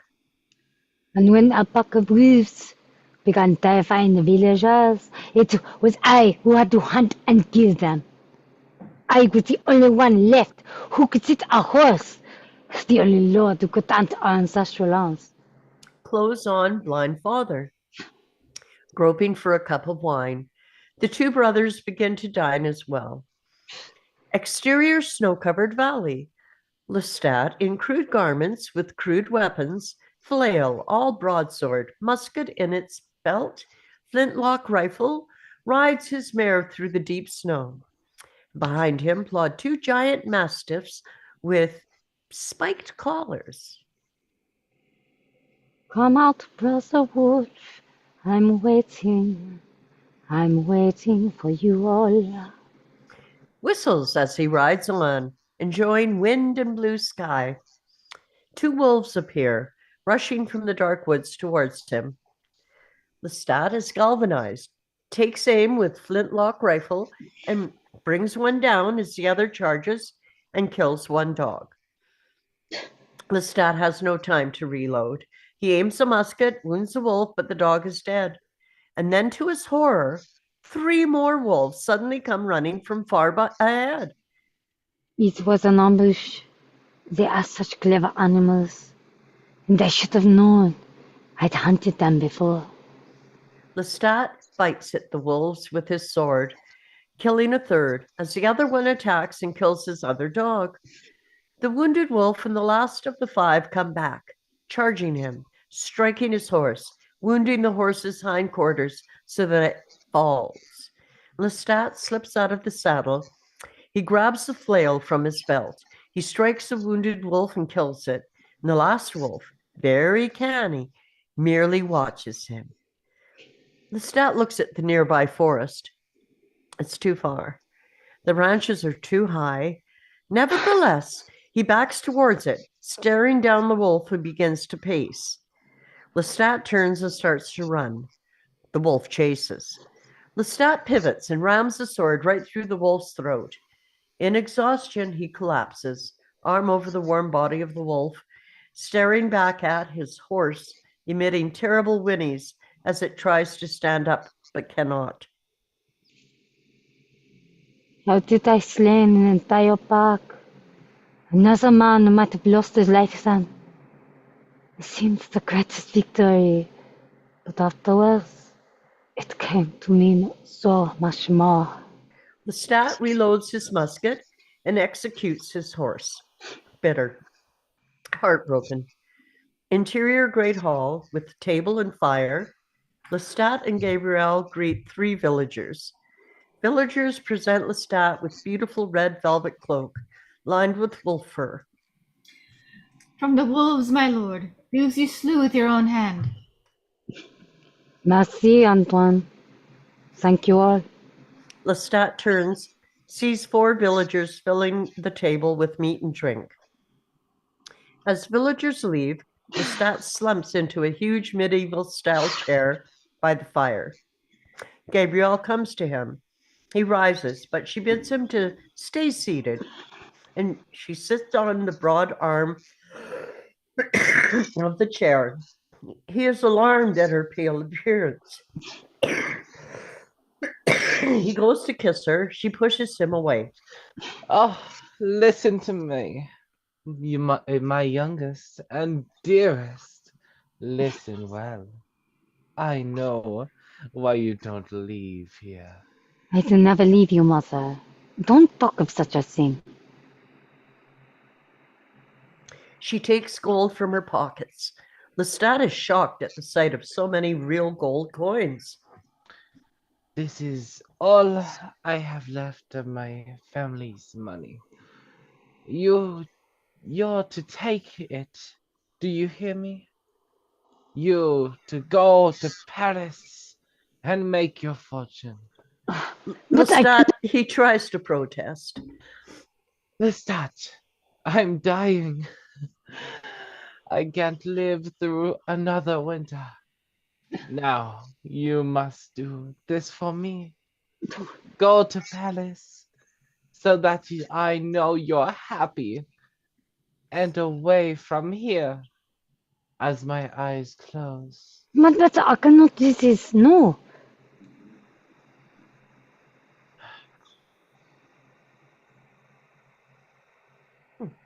Again, Lestat tries to protest, and Gabrielle looks almost cruel.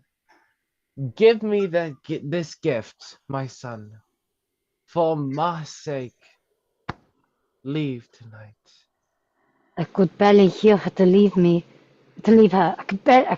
I could hardly bear to leave her, but I couldn't deny her either. That she knew. Gabrielle kisses him, slightly intimate for mother and son, but very full of love. Return to inn. Lestat talking to Louis, who is rapt. It was the Boulevard theaters I went to. I love them. No decent lord would have ever acted upon a stage, but what did that matter to me? Thanks to my mother, I was free. Interior Renaud's Theatre.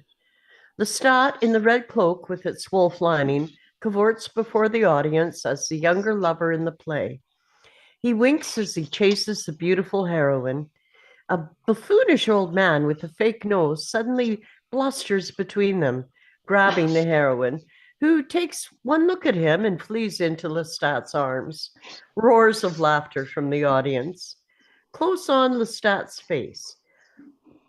As he sees in the audience, 3rd row, Magnus, a skull-like visage with dark gleaming eyes, watching him from beneath a dark hood of black velvet. Lestat, in a trance, senses danger. Sounds of audience grow faint. Close on Magnus. Wolf killer. Sounds of theater grow fainter. Magnus smiles. Lestat breaks into a sweat. He couldn't read minds? You could, as you could. Oh, oui. Oh, yes, he could. Interior attic room, Paris night. Lestat and 2 actresses and actors sleep on pallets on the floor. Snow falls outside. Lestat wakes, shivering, hearing. Wolf killer. The window shatters. Lestat is dragged by a hooded figure out of the bed, out of the window, and up into the swirling snow.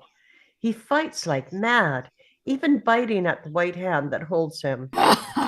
We hear Magnus's laughter, the howling storm.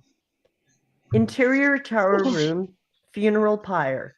Lestat, newly made a vampire with blood on his lips, watches in terror as Magnus, leaping about like a spider monkey, sets fire to the pyre and then ascends. He told you nothing? Only where I'm at find my coffin and how I must find it. And that he left me in the tower and all of his wealth. He thought you were strong? Lestat wanders through the dungeon of the tower, comes to a cell where he sees something which horrifies him. And I was strong. I had fought him with every step of it. And that must have been why he let me leave, because there had been others. Lots of others whom he had chosen and then allowed to die. Lestat grabs the bars of the cell, staring at what's inside. Close on great heaps of bodies of young blonde-haired men. Some long dead, some recently dead. All resemble Lestat.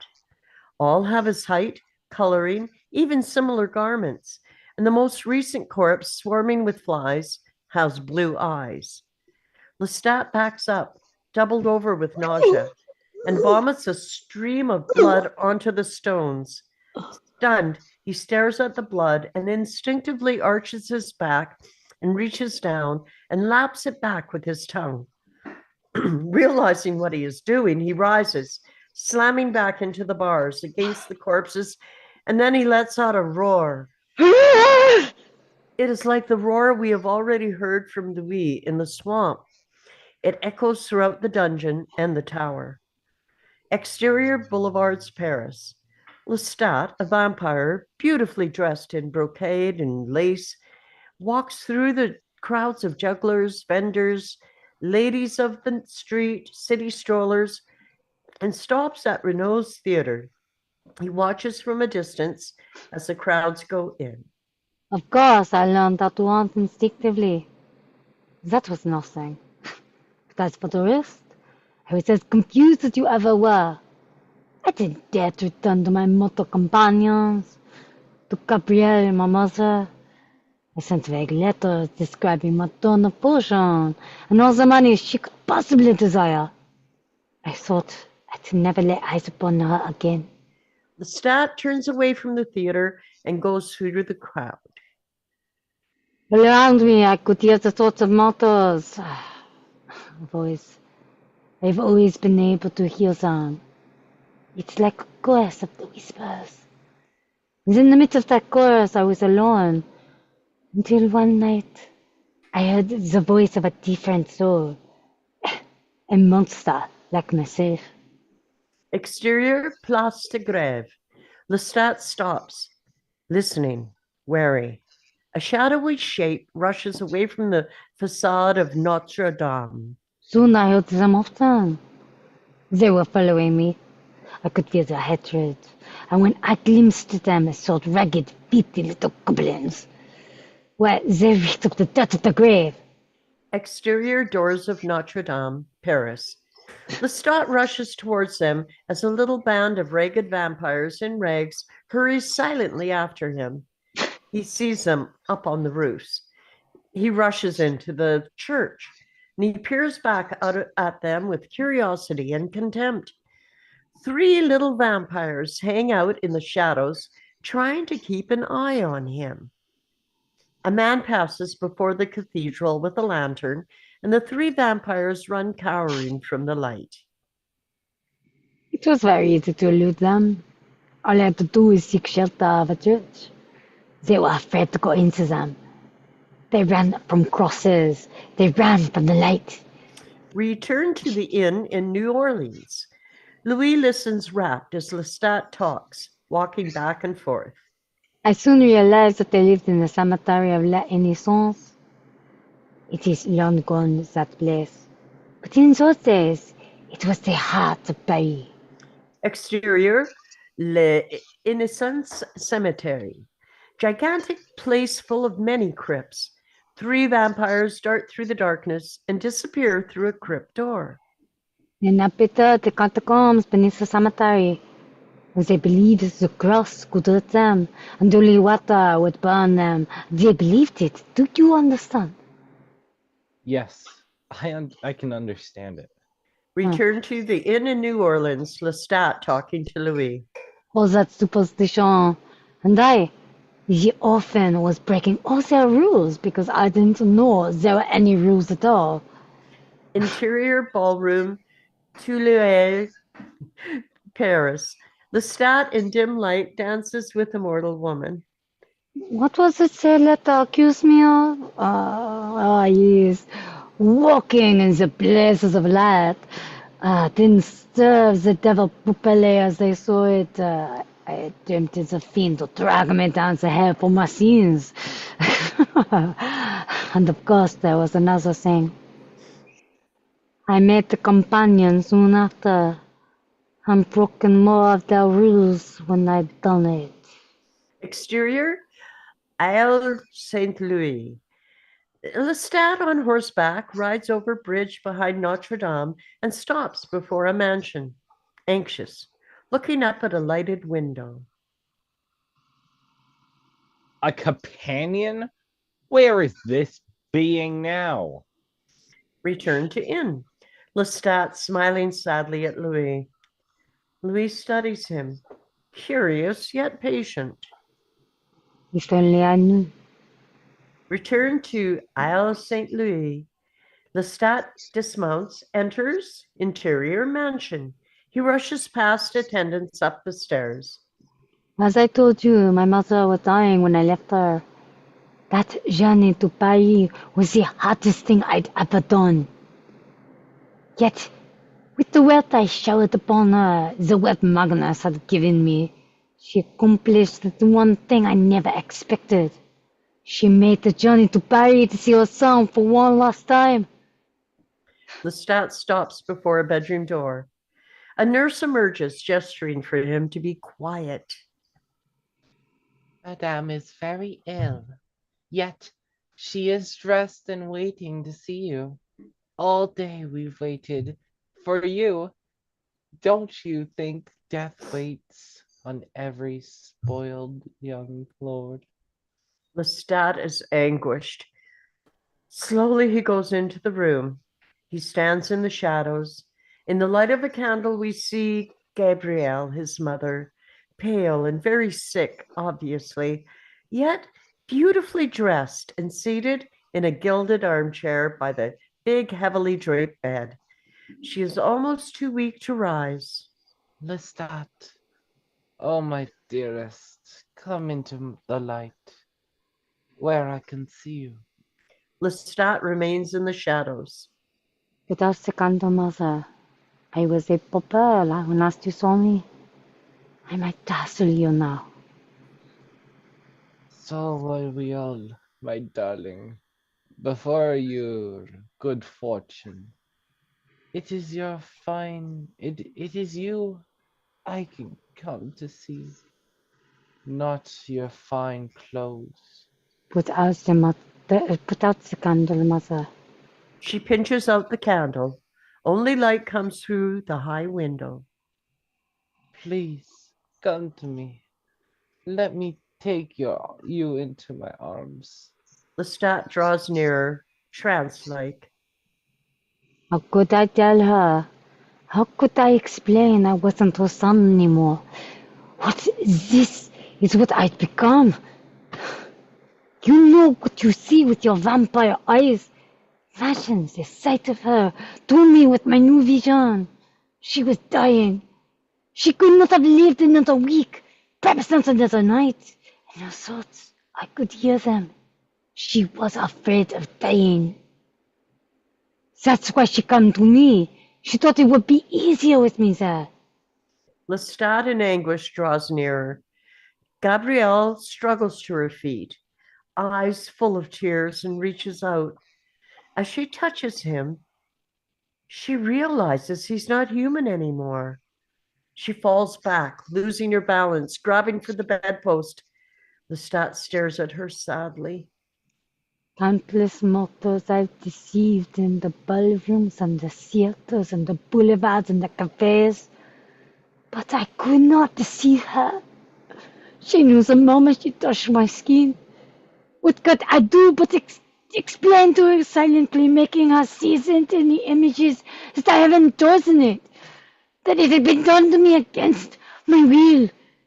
Cascade of images. Magnus, the towers, jewels, Lestat drinking blood from a mortal in an alleyway. Back to scene. Gabriel moves trance-like towards Lestat. Though his lips don't move, we hear his whisper. I had nothing from you, not my ignorance, nor my fear, not the simple terror that if I try I might fall. I do not even know if it is mine to give more than once, or what is the price of giving it, but I will risk this for you, and we will discover it together. Take me. Bring me with you. Do it. Gabrielle opens her arms just as she is about to fall from weakness. Lestat folds her in his own arms lovingly, sinks his teeth into her throat, and enters a swoon. They embrace tightly. As she weakens, he wakes her and, slashing his own throat with his fingernails, puts her lips to it, and she begins to suck his blood. Again, he closes his lips on her wound. They make a cycle, each drawing blood from the other. Sound of heartbeat, sound of drum. Gabrielle steps back, wiping the blood from her lips, transformed. Exterior rooftops. Gabrielle and Lestat hurry over the rooftops together. They drop down on the top of the passing coach, laughing, holding tight to each other. Exterior Hotel Particulier, Paris, night. Gabrielle is dressed as a man now, standing over a corpse from which she took the clothes. She ties her hair in a long pigtail with the dead man's ribbon, and taking Lestat by the arm, they walk off together. Now, don't look so heartbroken. There's no reason for me to wear skirts any more longer. Lestat reaches for her long hair. Just don't cut your hair, Mother. Do that for me. Don't cut your hair. Gabriella, no, Lestat. Let go of that word, mother.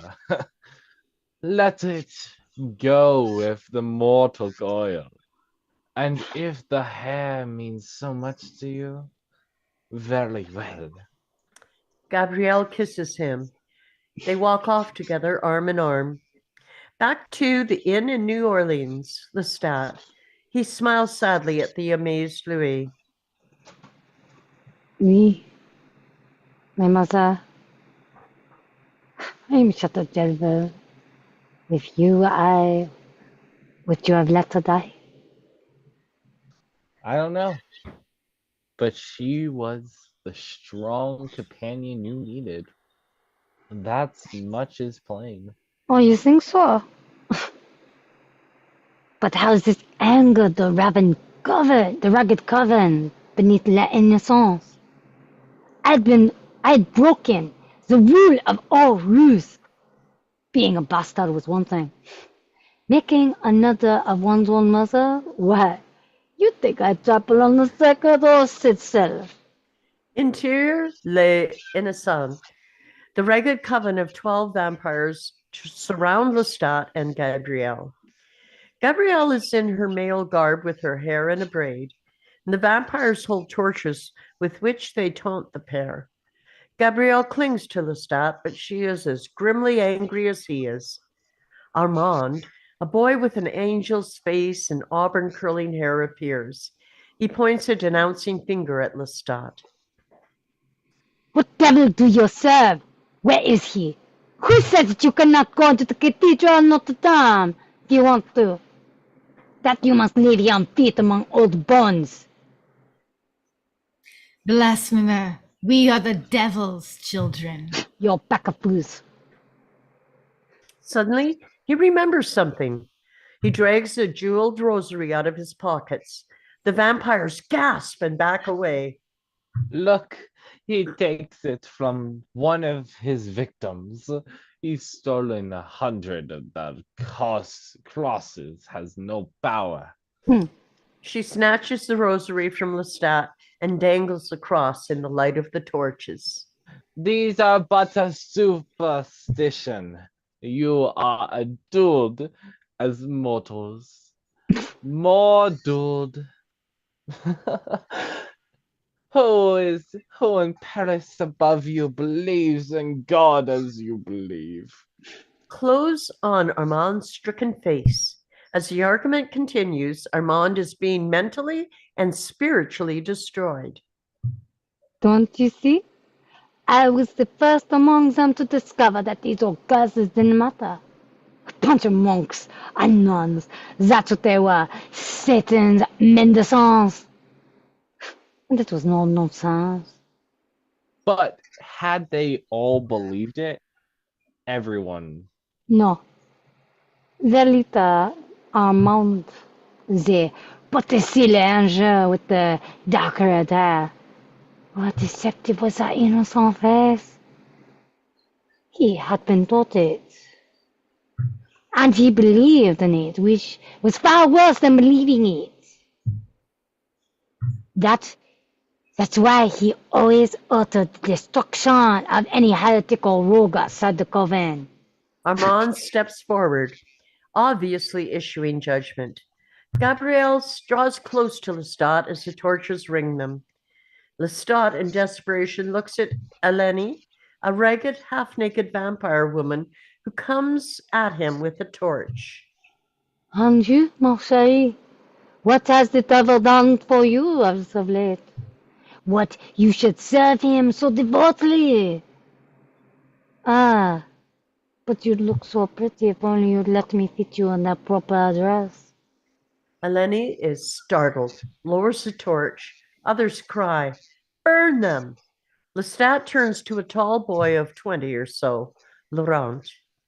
And you, how many years have you endured the smell of death in your nostrils? Wouldn't you like to walk with me for an hour along the boulevard?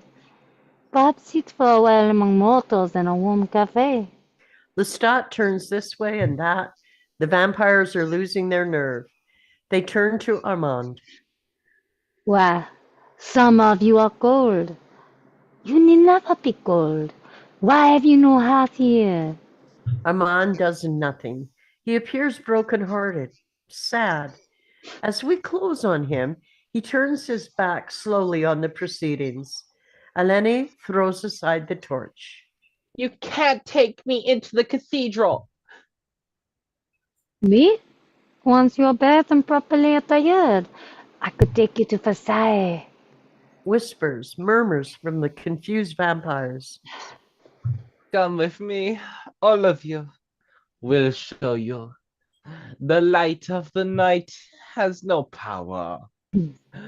By day, we must sleep in the dark, of course. But once the sun sets, we are free to hunt and do as we please. The vampires degenerate into loud quarreling. Suddenly, Lestat seizes a torch from Laurent, and Gabrielle snatches up the torch that Eleni has let drop to the dirt floor. Lestat and Gabrielle flee, brandishing the torches. They rush out. Interior winding stairs strewn with skulls and bones, with bodies in niches along the walls until they reach the cemetery, a huge crypt, out of which they run, throwing aside the torches, jumping to the top of the wall, and dashing away. We return to the interior of the inn in New Orleans. Lestat. He looks dejected. They soon scattered. The coven was destroyed. Among the devil with the angel's face, he destroyed most of them because they could not survive without him. And he could no longer lead. Interior Library, Paris. Close on Armand. dressed now as a French gentleman, standing in a lavish library in Paris. He is addressing Lestat, who stands by the fireplace, equally well dressed. You were our ruin. You drove us out of Eden with your burning sword. You am Bogotoy. What do you want with me? All I did was tell you the truth. And what was that? That there is no truth to be known. Our beliefs were our strength, our survival. They were our citadel against time. Lies? Lies can't be the strength of anyone. We are monsters, so are mortals. If we cannot face the truth, we are lost. Stop speaking of the truth as though it were something. It is nothing. Oh no? You're wrong. The truth is in the flesh and the beauty that we see, in the blood we drink. It is a mystery of the rainfall and the clouded sky, the flight of a lone bird over the sea. He pauses, entranced for a moment with the beauty of Armand himself. He reaches out, touches Armand's cheek. How many centuries lie behind this radiant face? He pulls Armand to the window and points down into the crowded Paris street. A mob surging by. Do you hear them? They're screaming for the death of King Louis and his queen, Marie Antoinette. What do I care what they want? The old fella has fallen for them. He's fallen for you as well. Make a new altar as they must make it. Ah, but you know so little, fleshling, with your jewels and your velvet and your shining sword. You think it will be easy to see everything you love disintegrate and crumble away? The blood, the warmth, the love. That is what will keep me immortal. Gabrielle, your companion, she gives you what you require. That is why you say all of these things. But will she remain with you always? You cannot read her thoughts, can you? Though you can read mine.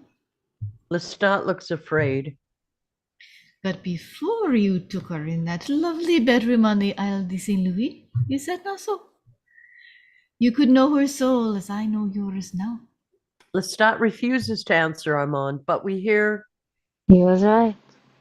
Gabrielle's mind has been close to me from the moment my blood had vital veins. As close as your mind is to me now. It's always so with Master and Fleshing. You can hear other children of darkness. You can commune with mortals. But we, Master and Fleshling, are divided. We must speak to and reach out for each other. And with no vows to bind her, she will tire of you. Your mother. She tires of you already. She has never needed anyone, your mother. She is harder than you. Stop! Oh, you'll make others. You'll seek for better, more genial companions, but it will always be the same. They'll turn on you. They'll leave you. They may even hate you for making them. Our service to Satan has held us together. You have nothing, and you will go into the fire some night, as the old ones have always done. Never, echo, never. never, never. Armand looks sadly after Lestat, and then sadly at all the books on the shelves. He stands back, and with the power of his mind, makes the books suddenly fall in heaps all over. They cascade to the floor from all the surrounding walls. Lestat is afraid of this show of telepathic power, but angry that he is afraid. Armand smiles sadly. Patience. All these little skills come, if you last long enough. Get out of here! Get away from me with your dark prophecies and your maledictions! To keep those fools in slavery as you did, it was unspeakable! Armand gives one last wan smile, a vision of beauty. He seems to vanish. Lestat searches the empty space anxiously. Gabrielle becomes visible in fancy male dress. hair braided down her back. She's merely watching. She and Lestat exchange glances. Is that, isn't it? You dream being free of me already. You have no need of me since your enemies are destroyed. Gabrielle opens her arms to him. To my love, to love and to need. All those different things. All what does it matter if some nights we decide to part for a little while? Backs up, smiling with deliberate reassurance. It's too show now to speak of it. It's too soon now to speak of it. Anyways, let's get out of here into the cloud. They walk down the corridor together. Let me discover the most recent discoveries. Or let me tell of my most recent discoveries. Last night I abandoned the coffin and I slept in the earth itself. But how?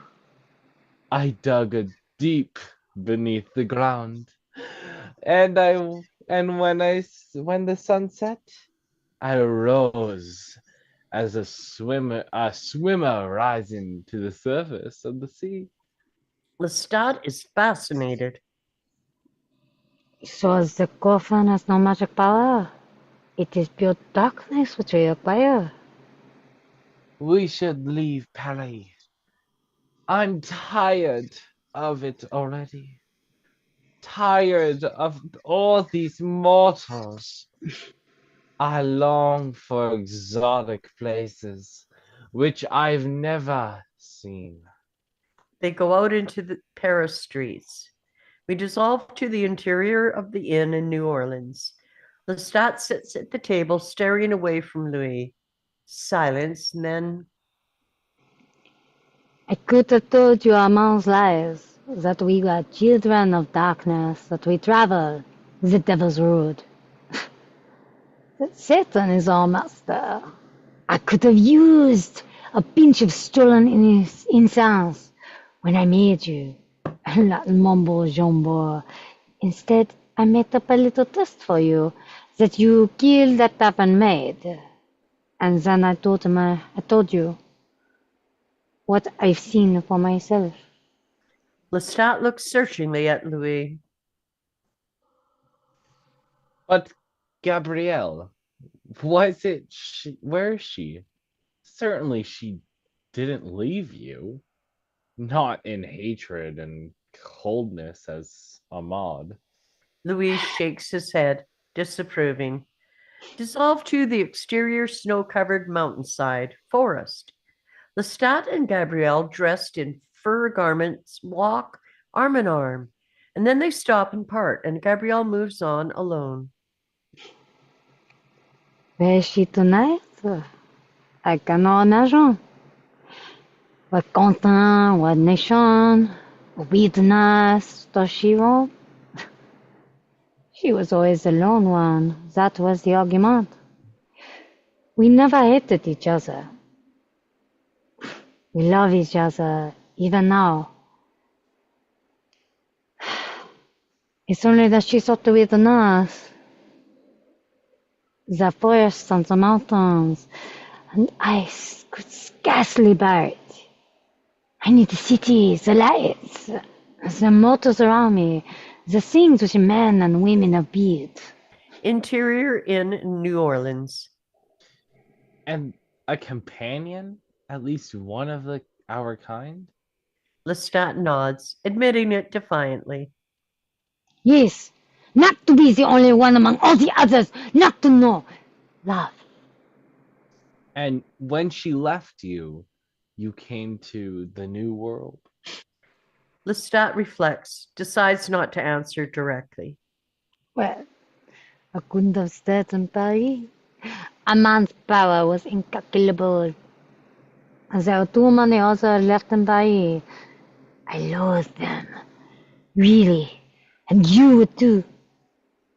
Why do you What do they do now? What do we do? Wander the savage garden and pairs or little families. Same thing motos do, really.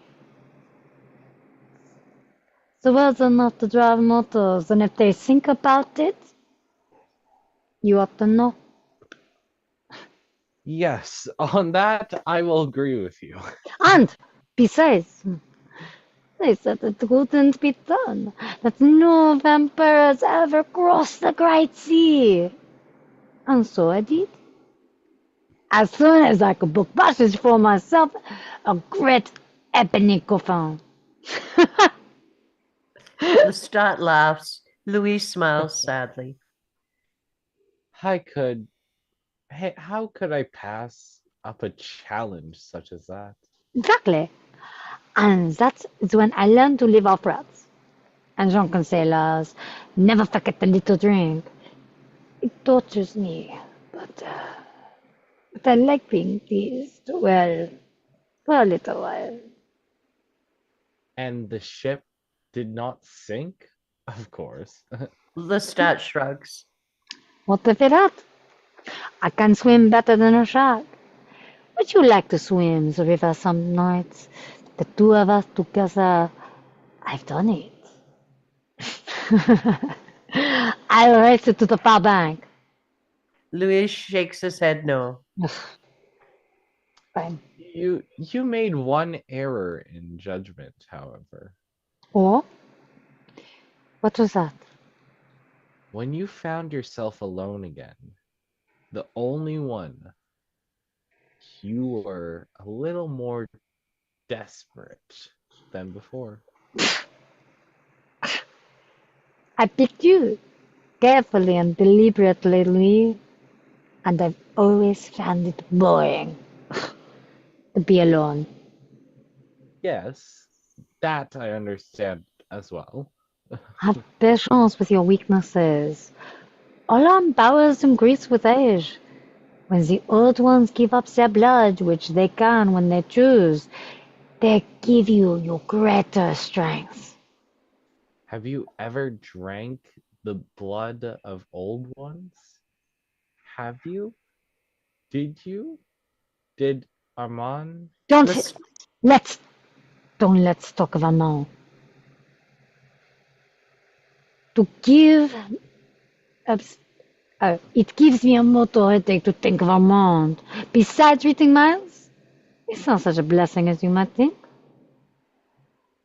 I don't like knowing when other vampires despise me. Or mortals find me ugly, or don't even notice me at all. As if that ever happened to you. Lestat preens at the compliment and shrugs. Well, Suddenly he stands up. come, not only do I hear the mortals about me, I breathe the scent. A hunger for them, we hunt together. I won't let you hate me so soon. I won't let Armand be proved right. Do you hear me? I want him to be wrong. For your sake. But I can't bear this. Lestant. And you know it now. Hmm. Choose another and let me go. Lestat smiles seductively. But Lee, you haven't tried. Exterior dark street with lights and noise of the city in the background. Lestat and Louis walk arm in arm. Partygoers pass him. A coach rushes by. Then it's terrible for you. You feel it like no other creature because you are a vampire. You don't want it to go on. No? Do what it is in your nature to do, and you will feel as if you felt with her in your arms, your little child. Wed to her? Weightless as if in a dance? That and more. Lestat looks about, gets his bearing, is seized by an idea. He takes Louise's hand. He leads Louise as if searching for some specific place. Evil is a point of view. Armand knew it, you know it, Gabrielle, my beloved mother never forgot it. And what we have before us are rich feasts that conscience can never appreciate and mortals can never know without regret. Louis almost winces in pain at the accuracy of it. Lestat quickens the pace as they come to lighted buildings. Lestat speaks while searching each with his gaze. God kills, and so shall we. For no creatures on the God are as we are, none so like him as ourselves. Yes, merciless and greedy and cruel. That I do believe. Louis looks at the stars. He is soothed by the breeze. Ah, but we have even more in common with our Creator. Come, I am like Martha tonight. I want a child. Louis is baffled. He follows as Lestat enters. Long colonial hospice or shelter with rows of wooden beds. Children moan and cry beneath the covers. One nurse and one doctor attend, each with candle in hand. Lestat peers into the darkness, into the shadows. She's there, your wounded one. What are you saying? What is this place? There's a foundling starving children? Intrigued and seduced, he watches as Lestat moves fast down the ward and points to Claudia, pale and unconscious on the bed. Louis recognizes her. The doctor approaches Lestat. The doctor wraps the sleeping child up in her little white blanket as Lestat takes money from his pockets and flings it on the bed. Many gold coins. Lestat, what are you doing? Lestat is murmuring politely to the doctor, who is bowing. Lestat turns and hurries silently past Louis, with Claudia asleep in his shoulder. Louis hurries after him into the night. Lestat! Exterior dark street.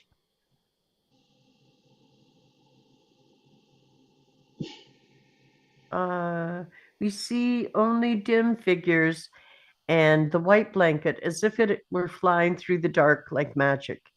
Interior inn supper. Bedroom as before, candle on the table. Lestat lays Claudia gently on the coverlet of the bed. Louis draws near, looking down at her, stricken by her beauty and her fragility. You haven't fed yet at all tonight, and last night you took so little. No, don't demand this of me. Hmm. Don't make me do this. Come on. It's too like your old Paris coven. No, no rituals between us. But he cannot take his eyes off Claudia, who tosses in half sleep. See how plump and sweet she is still. Even death can't take her freshness. The will to live in her was so strong. Death might make a sculpture of her tiny lips and rounded hands, but he cannot make her fade. Close on Louis, becoming desperate with hunger and anguish. Lestat whispers in his ear compassionately, You remember how you wanted her, the taste of her. I don't want to kill her. Oh, but he is overcome with the memory of the ecstasy. His point of view closed on Claudia. Claudia is lifted towards him, slipped into his arms. Poor Shirley. No chance. no chance at all. Back to scene. Louis closes his eyes as he caresses her, holding her cheek against his own and kissing her forehead. Very paternal. And then he opens his eyes and looks at her neck and sees the traces of the wound of last night. And he becomes a ravenous vampire and slowly, gently sinks his teeth once more, careful not to hurt her.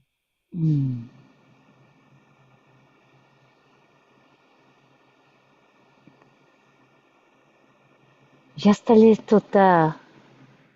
It's just a little throat. Louis moans as he sinks into the swoon. Heartbeat, drums. The echo of Claudia's crying from the night before. His hand cradles her head tenderly. He is like a father kissing a child. So strong. Is she? The heartbeat and drum are getting slower and slower.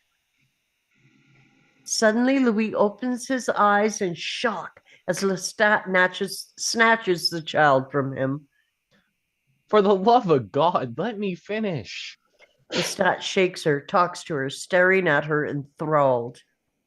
Claudia, Claudia, listen to me.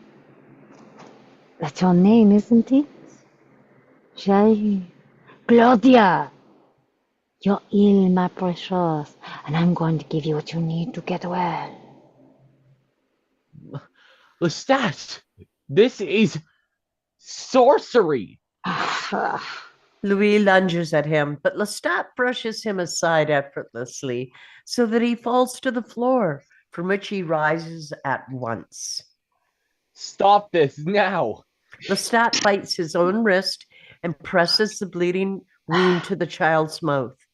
He winces in pain. Louis is fascinated, dazzled. That's it, dear. More, you must drink it to get well. Claudia sucks on the wound, reviving, making little noises like a person waking from sleep. Louis rises to his feet as Claudia clutches Lestat's arm, sucking the blood fiercely, and Lestat moans. Stop, that's enough. No more? He pulls her loose as she growls and she stares at him with big, clear, astonished eyes. I want more. What have you done? Lestat puts her down on the bed and sits beside her, holding his wrist, obviously in pain. More. Yes, Shari, of course you want more, and I'll show you how to get it.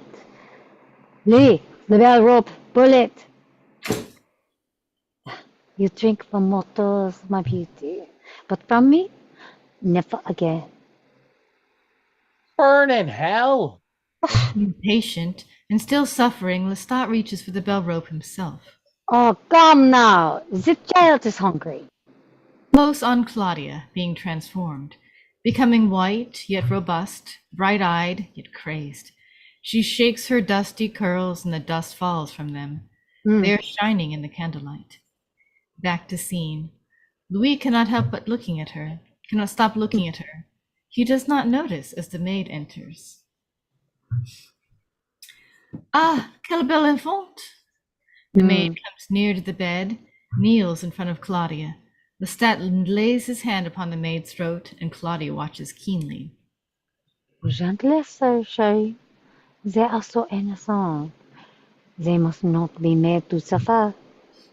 Claudia lunges for the throbbing vein in the neck, very serious, gnawing, growling slightly, and then locking on the flowing blood. The maid is transfixed. Close on Louis, as we see his anguish, we hear Lestat's voice. That's enough, Shari. Stop before the heart stops. It's best in the beginning, lest the death take you down with it. Ah, yes, that's it. My child, my beloved child. Lestat and Claudia sit on the Louis XVI settee. Claudia is a vision, a doll made out of pearl, animated, voice crisp. Where is Mama? Another angle. The words echo in Louis' head as he puts his hand to his ears. Mama had gone to heaven, Shari. Same as a sweet lady there. They all go to heaven, and you did very well, Shari. Not a drop spilled. Very good. You're going to be a child now. Lestat and Louis exchange glances. Claudia looks at each of them. This is Louis, and I am Lestat. Lestat takes out his comb and begins to comb her hair. At once, it curls resiliently. He smiles with delight and kisses her cheek. Your mama has left you with us. She wants you to be happy. She knows we can make you happy. You are a devil. Oh, You are an instrument of Satan. do you want to frighten our little daughter? What's the matter with you? I'm not your daughter. Oh, yes, you are, dearest. You are my daughter and Louis' daughter. Louis kneels before her as the maid did. He is struck with compassion and fascination. It is done, and she is irresistible. He Mm. cannot help but reach for her and hold her gently as if she were a doll that might break. Claudia smiles at him. Louis. Mm. He is conflicted. He cannot leave her. He touches her cheek, her hair, same as his, vampire skin and hair. He draws in his breath, shocked at her beauty, and then he clasps her head again, tenderly kisses her forehead. His body relaxes as he embraces her, takes her to himself as a father might a daughter, his eyes closed. You devil. You monster. Mm. Lestat is sort of amazed. He stares at Claudia as though fascinated by what's happened, and then, Yes. Claudia, dearest, you are a little daughter. Now, whom should you sleep with? Darkness and safety are so important, but you should sleep with Louis. After all, when I am tired, I am not always so kind. dissolved to the room San Francisco present, Malloy is looking at Louis. He did it to make you stay with him. He made a vampire of a child. Perhaps. The answer to why isn't so simple. Lestat Stant was always the man of action. And that night, he bared his soul to me. He'd shown me his own weaknesses, his own failures. That Gabriella left him. That Armand had been right. Maybe he didn't know himself why he done it. Exterior new Spanish townhouse, the Rue Royale, New Orleans. Two husky movers bring furniture through the back courtyard, past the fountain and the banana trees, and up the back stairs and into the interior of a flat. Striped wallpaper gives way to flowers in the bedrooms. And though huge 4 posters fill 3 of these rooms, we also see large chests, as big as coffins, standing against the walls. Everywhere there are candles and pretty Louis XVI furniture. There are oil lamps about. As we move into the dimly lit parlor, we see Claudia, resplendent in white lace, standing on a petite point chair as a dressmaker hems her garment with pins. Life was very different with Mademoiselle Claudia, as you can imagine, and he loved her. Oh, he loved her as much as I loved her, and that was more than the words can express. Lestat stands in the French window, open to the porch, watching as Louis sits at the desk, his hand idly on an open book. Monsieur, I need more light. I shall go blind if you do not bring me a lamp, or let me feed this child during the day. Claudia laughs languidly, beautifully. Laughter seems to echo off every surface. Lestat smiles at Claudia and winks. Interior, St. Louis Hotel, New Orleans. Lobby, early evening. Slave auction going on under the rotunda. Spectators everywhere. Lestat and Claudia, mentally 6 years old, sit at a small table in the open bar. Lestat points to a man passing. Are yours to choose from? Always pick carefully. Always pick one you want to hold in your arms, one you want to know for a precious moment. Claudia nods. That one. She points to a well-dressed woman with a baby in her arms who has just come down the stairs. A black slave woman follows. Lestat is obviously a little distressed, but he doesn't want to question her. He follows Claudia as she slips out after the woman into the exterior dark street. Hush, my little one. The cradle is only steps away. Here, take her, Annette. I won't be long. The woman gives the baby to the slave woman, who rocks it in her arms as the woman enters the cathedral. Interior St. Louis Cathedral. The woman approaches the shrine of the Virgin and kneels and quickly makes a sign of the cross. She looks up, startled to see Claudia, radiant, still as a statue, beside the altar. Another angle. The woman is entranced as Claudia draws nearer. Others move quietly about the church. What is it, little one? Are you lost? Come here to me, darling. Claudia winds her arms around the woman's neck, looks deep into her eyes, then awkwardly, quickly, less gracefully than Lestat or Louis, she sinks her teeth. The woman freezes. The woman's dazed point of view as she is dying. Lestat beside the altar watching, amazed at Claudia's determination and fearlessness, yet a little put off. Exterior crowded street cafe, Jackson Square. Lestat and Claudia talk together. I like the evil ones, I told you. I like the taste. I like the rum and the blood. It gets me tipsy. Claudia laughs scornfully. I like the innocent and the young. Oh, come now. I dare you. Mm. Take that little orphan there, wandering outside. Look at him. Focus on a ragged boy selling matches in the street. You little fiend, you know it? And you love it. I want something drunk tonight. Come, I'll show you. We'll find someone who's had at least a bit of the best wine. They leave together. You really can taste it. Oh, Shahi, I have to carry you home.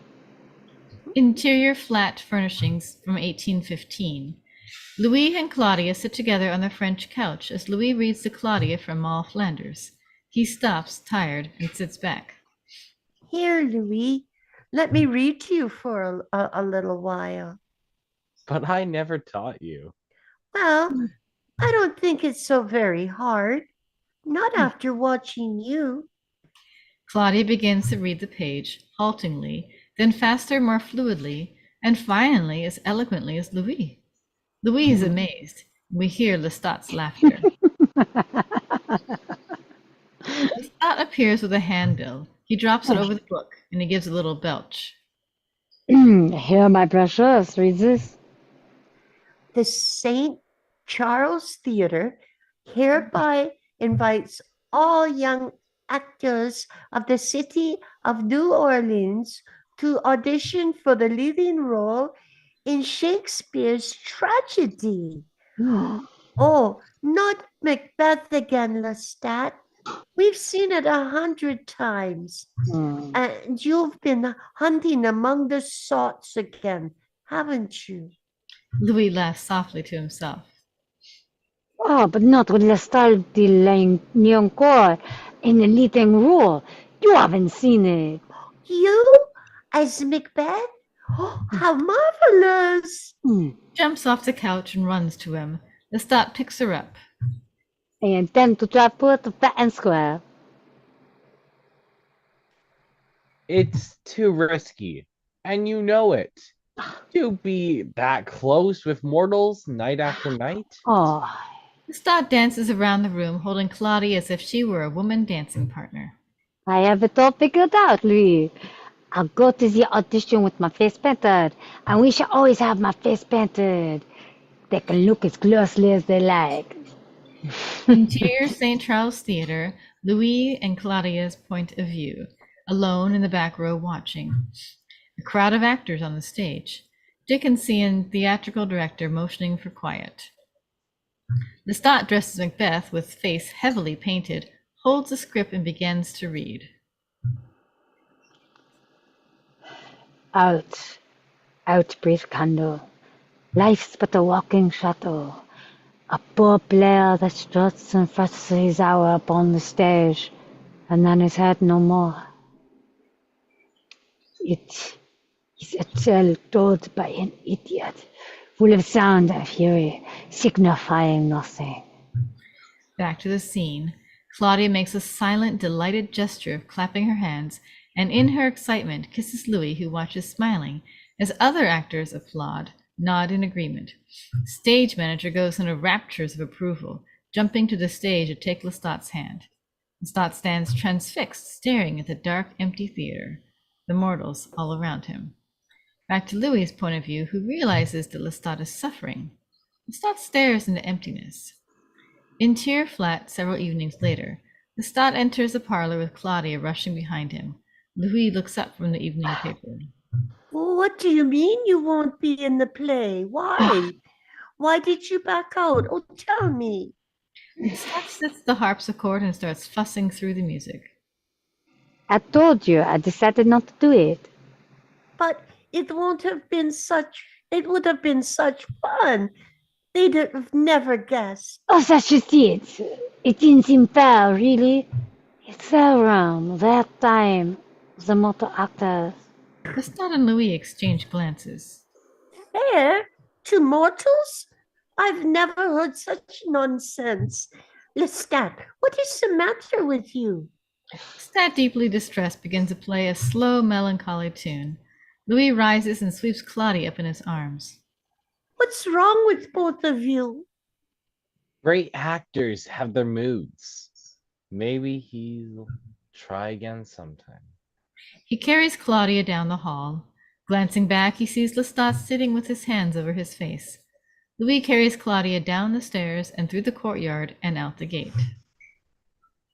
Come on, let's walk together. We haven't done that in a long time. Yes, I'm hungry from your lessons. Teach me to see with your vampire eyes, as you always do. Exterior Royale Street. A light rain. Orioles around the crude oil lamps. Richly colored walls. Mud street. Gleaming carriage passes. Claudia leans close to Louis' ear. Let me see you kill tonight. You've never let me see you kill. Lestat lets me see all the time. Louis is unperturbed. That's because he's so much better at it than I am. They turn onto a side street. Flowers pour over garden walls. Louis grabs a handful of loose blossoms and sprinkles them over Claudia's hair.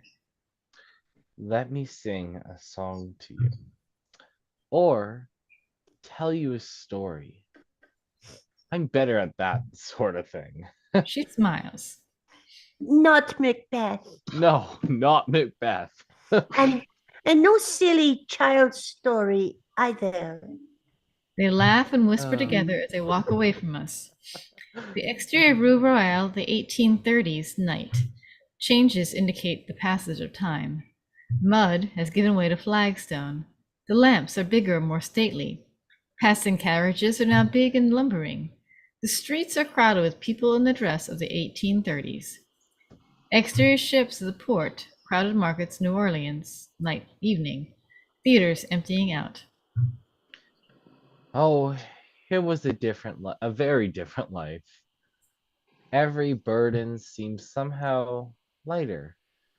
And the new century was simply wanderlust. What had once been a small, godforsaken French colony was growing in a great port. Claudia walks with Louis and Lestat on either side of her, all are dressed in 1830s fashions. The hair of Louis and Lestat is trimmed according to the newer fashion, bushy, but no longer pigtails. They enter a crowded opera house lobby. Louis picks up Claudia, who allows herself to ride in his arms. Interior, opera box up. Lestat, Louis, and Claudia watch the performance, applauding enthusiastically. Time can pass fast for mortals when they are happy. With us, it was the same. Interior Claudia's room, 1840s styles. Canaries sing in a cage. Claudia is writing at a secretary. She is writing in her diary with the quill pen. She reads aloud as she writes. Her cadence is now entirely mature. September 21st, 1 hour after sunset. The sky is still violet. the way Louis loves it. And as always, Lestat was gone when we rose. Lestat appears in the doorway. He has a big box in his arms. Another doll? I have 10, you realize. Focus on early 19th century French dolls. Wood, glass, wax, bisque, all around the bedroom, on chairs, on the bed.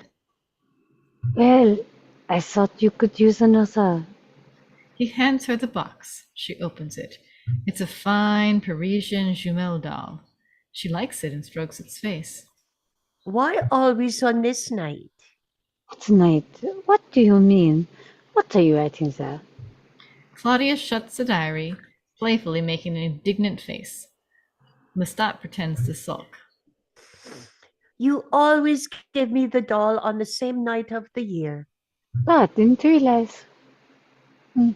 Is this my birthday? He examines the other dolls. Some of these are so old and tattered. You should throw the old ones away. I have. Or there would be twice as many. And you as the first by far. Lestat drops to his knees, kisses her hand. They dote on each other. Then Lestat leaves whistling to himself as she watches, vaguely distressed. Interior parlor, 3 a.m. by the mantel clock. Claudia enters, dressed as a vagabond boy. The clothes are even soiled. Her long hair mussed. Louis rises from his chair. Claudia goes to the secretary and removes a big scissors. What happened to you? Nothing's happened to me. There's no need for me to be dressed like a doll, is there? I'm impatient with all this childish fuss. As a boy, I can go about scarcely noticed. She goes into the hall and stands before the mirror and begins cutting off her hair. No, please don't do that. Claudia, don't. She turns around, an angelic little boy with soft curls around her face. Her hair is all over the floor. Now, Louis, don't give me a long lecture. It's almost dawn. I am ready for sleep. She disappears into the bedroom, glimpses of coffin against the wall as she shuts the door. Louis stares at the long blonde hair all over the oriental carpet. He kneels down and gathers up a handful of it. As he brushes the cut ends across his left hand, they leave tiny thin trails of blood. The stall enters noisily, letting the door bang. Come to a halt. Histories repeating itself. Why should a girl child be a girl child when a boy has such freedom? She cut off her hair.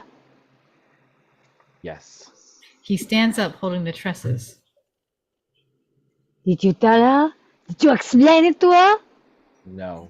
Louis, you should have. Interior parlor flat. Beyond the French windows, the sun sinks over the roofs. Darkness falls. A lamp is lighted. Louis stands at the window looking out into the night. A horrid scream pierces the silence. More screams which become roars. Interior Claudia's bedroom. She stands before the dressing table, all her long hair grown back, hanging down around her. She holds it with both hands, screaming and screaming and screaming. Lestat grabs her by the shoulders. Stop it. It's only our nature. Now stop. He's very frightened. She falls silent, staring at him. And if I cut it off again? It will grow back again. Claudia backs away from him, her hand raised to her lips. My God, day after day it would grow back until my cut tresses fill this room the way the dolls fill it. She screams again. Louis brushes past the panic-stricken Lestat, scoops her up into his arms, and takes her into the parlor and out onto the porch. They look down into the Rue Royale. An old woman with a pushcart passes. She is selling flowers. A man pauses to buy a bouquet with a coin. Louis holds Claudia and wipes her soiled face with his handkerchief. We were immortal. You've always known that. We don't age or decay. And that means we don't change either. Claudia nods. She's in shock. You see that old woman? That will never happen to you. She nods in acceptance. Gently, he puts her down. She stands in the doorway looking at Lestat in the parlor, who gazes at her fearfully, then back to Louis, who tries to be calm. And it means something else too, doesn't it? I shall never, never grow up. With outstretched hands, she looks down at her own small form. Lestat is stunned, then hurries away in panic. Louis tries to calm her with firmness. Claudia, stop this. Claudia rushes after Lestat. A series of shots, continuous action, down the hall, down the exterior stairs, through the courtyard, and onto the carriageway. You're muted, Vicky. Yes, go out. Run from me. Run from my questions. You want me to be the doll forever, don't you? That's what you think I am. Lestat, in a fury, turns. He drops on his knees, angry, gritting his teeth, but his anger leaves him as he looks down at her. He's suddenly overcome with conflicting emotions, and in a broken voice he quotes Webster. Got the face. My eyes, that's she died young. And what is that, Father? More lines from a play? Do you never tire of them? She slaps him with the full force of her right hand, stepping back to see a tiny pink imprint of her hand on his white face. Then it vanishes. He's completely unaffected by the blow otherwise. He merely looks at her, and then slowly, he stands up on the edge of tears, looking down at her, towering over her. From Claudia's point of view, staring up at his great height, he pivots, departs. Exterior walled cemetery and church, another night. On the outskirts of the French Quarter, Claudia dresses a boy with hair tied back, Louis with her. Claudia stares at corpses piled up to be buried in mass graves. Yellow fever. Yes. Every year it's the same. And you know. Please come home now. Come back. It's almost morning. I see the light coming as well as you. You do. I don't want to sleep in that coffin. I want to sleep in a grave. Lestat appears. Claudia, please. For Louis' sake, come on. You can torment me all night all you like, but please don't be such a nuisance to Louis. Claudia walks past them toward the church, forces the lock on the side door and goes in. Interior the church, candlelight and sanctuary light illuminate the altar and pews. Lestat and Louis follow. You slept in a grave once. Louis told me. Remember, Louis? The night he saved you from the fire? Oh, and it was so thrilling. Why don't we all move to a graveyard, Bosses? She ignores him. She walks past the altar rail and stares at the memorial stones in the floor beneath which the priests are buried. Reads the names carved. Father Michael of yellow fever. Claudia, we cannot remain here another minute. Then go. She falls on her knees, rips up the stone, revealing a deep and wide crypt. For the love of hell! Claudia, we can't leave you here. Lestat reaches for her. She backs away, glaring at him. Louis tries, but she slips out of his arms. She peers down into the crypt. There's plenty of room. The old coffin is rotten and fallen to splinters. She lies down in it. Lestat and Louis join her. Lestat moves the stone back into place above. I loathe places like these. Damn it! Claudia lies there, still peering into the eye sockets of a skull, her hand on it.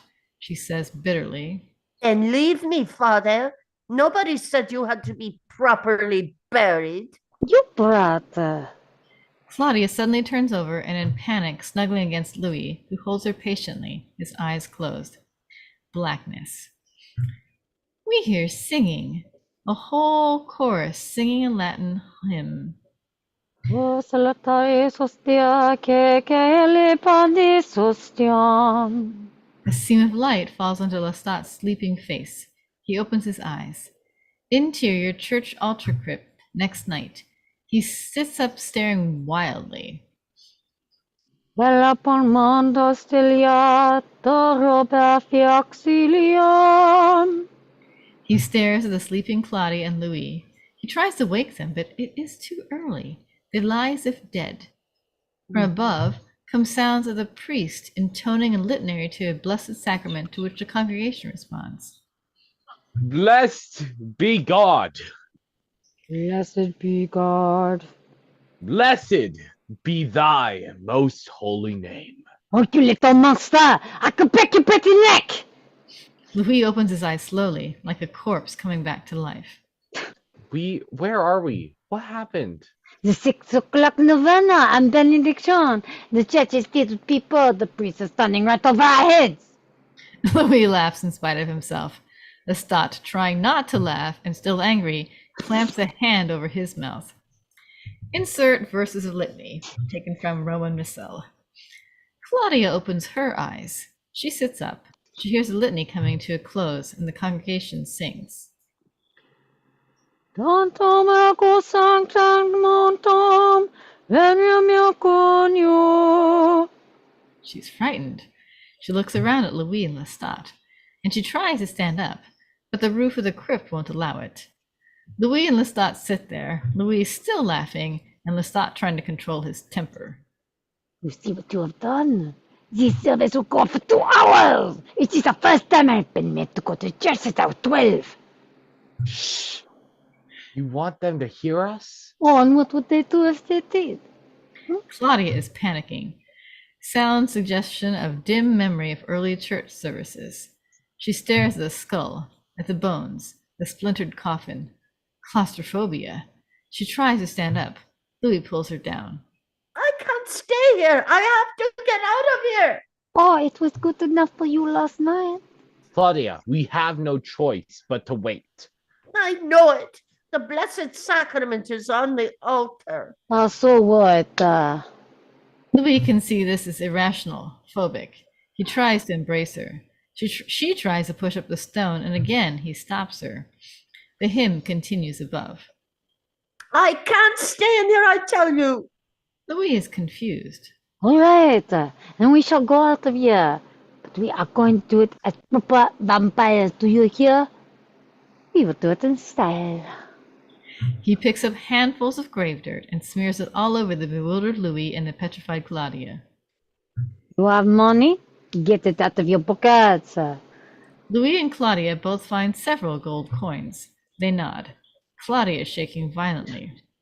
Now, when I lift this door, make the most horrible faces you can muster. I will show you and show your fangs and howl. Claudia rises, heaving the stone back. Claudia, Louis, and Lestat leap into the lighted sanctuary of the crowded church. The priest drops the monstrance with the Blessed Sacrament and falls down. The altar boy screams. Lestat bares his fangs and gives a great roar. And so does Claudia, who runs for the front door, which is open to the night. She drops the coins. Louis flings them into the panic-stricken congregation as he follows. Lestat, howling and growling, pitches the coins everywhere. People scream, fall back, and scurry to pick up the gold. The devil has and his Horcruxes. Throw money. Catch them. Exterior cemetery, swamp beyond, night. Claudia, Louis, and Lestat rush into the darkness, up on top of the cemetery walls, easily outdistancing the few faithful Catholics following, and soon they are deep into the swamp. Lestat slumps down beside a huge cypress, laughing helplessly. Louis is beside him, also laughing, hand on his shoulder. Claudia stands there. She can't repress a smile, and then she too laughs quietly. Well, they'll be talking about that till the 20th century. Lestat and Louis respond with more laughter. The devil throws money, indeed. Lestat climbs to his feet, brushing the dirt off his clothes. Look what you have done to me. I hate that. Well, that was no one there. There was no one there who could recognize us. You can be sure of that. Oh, not like this. I've never looked like this in my entire endless life. Yeah. Claudia laughs only more freely. Lestat tries to be angry, but he is only pretending. He lets her laugh. They all laugh. Ah, Interior flat Lestat in the style of 1840s. Interior flat Lestat in the style of the 1840s comes into Claudia's room. She is dressed neatly in boy's clothes and is throwing her bobbed hair onto the coal fire in the grate. I love that smell. Oh, so do I. That's why I do it before I leave, so that I can walk away from it. Don't walk out of here so fast tonight. I have a surprise for you. What in God's name could that be? Ah, the workmen have been very busy in the last few days. You might have noticed it if you were home anymore with us. Lestat leads her into the parlor. Louis is waiting. As Lestat nods, he turns up the wall switch of the new crystal gaslight chandelier, filling the room with light. Lestat hurries to turn up the sconces, and soon the whole flat is full of light. Claudia smiles. She loves it, the vision of light everywhere. So does Louis. Claudia is softened utterly. No expense spared, my child. The quadruple room is nowhere better lighted or the suites in the Saint Louis Hotel. I do believe you. Louis watches as Lestat turns away. Claudia watches Lestat lovingly, forgivingly, as if she can't resist him. It's beautiful, Father. You're a Prometheus. You've brought the fire from heaven. Oui, that's true, my dear. In more ways than one. Lestat breaks off, realizing this might be taken the wrong way. But Claudia is smiling.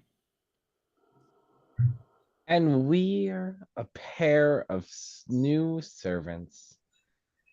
Lestance found a mother and daughter. Excellent maids. Yes, I'm tired of all this dust and strange style woman coming and going. They think us most particular, of course, but course. they will clean by day and take their wages from the hall table and be out of the way before we rise. Claudia laughs at the irony of it.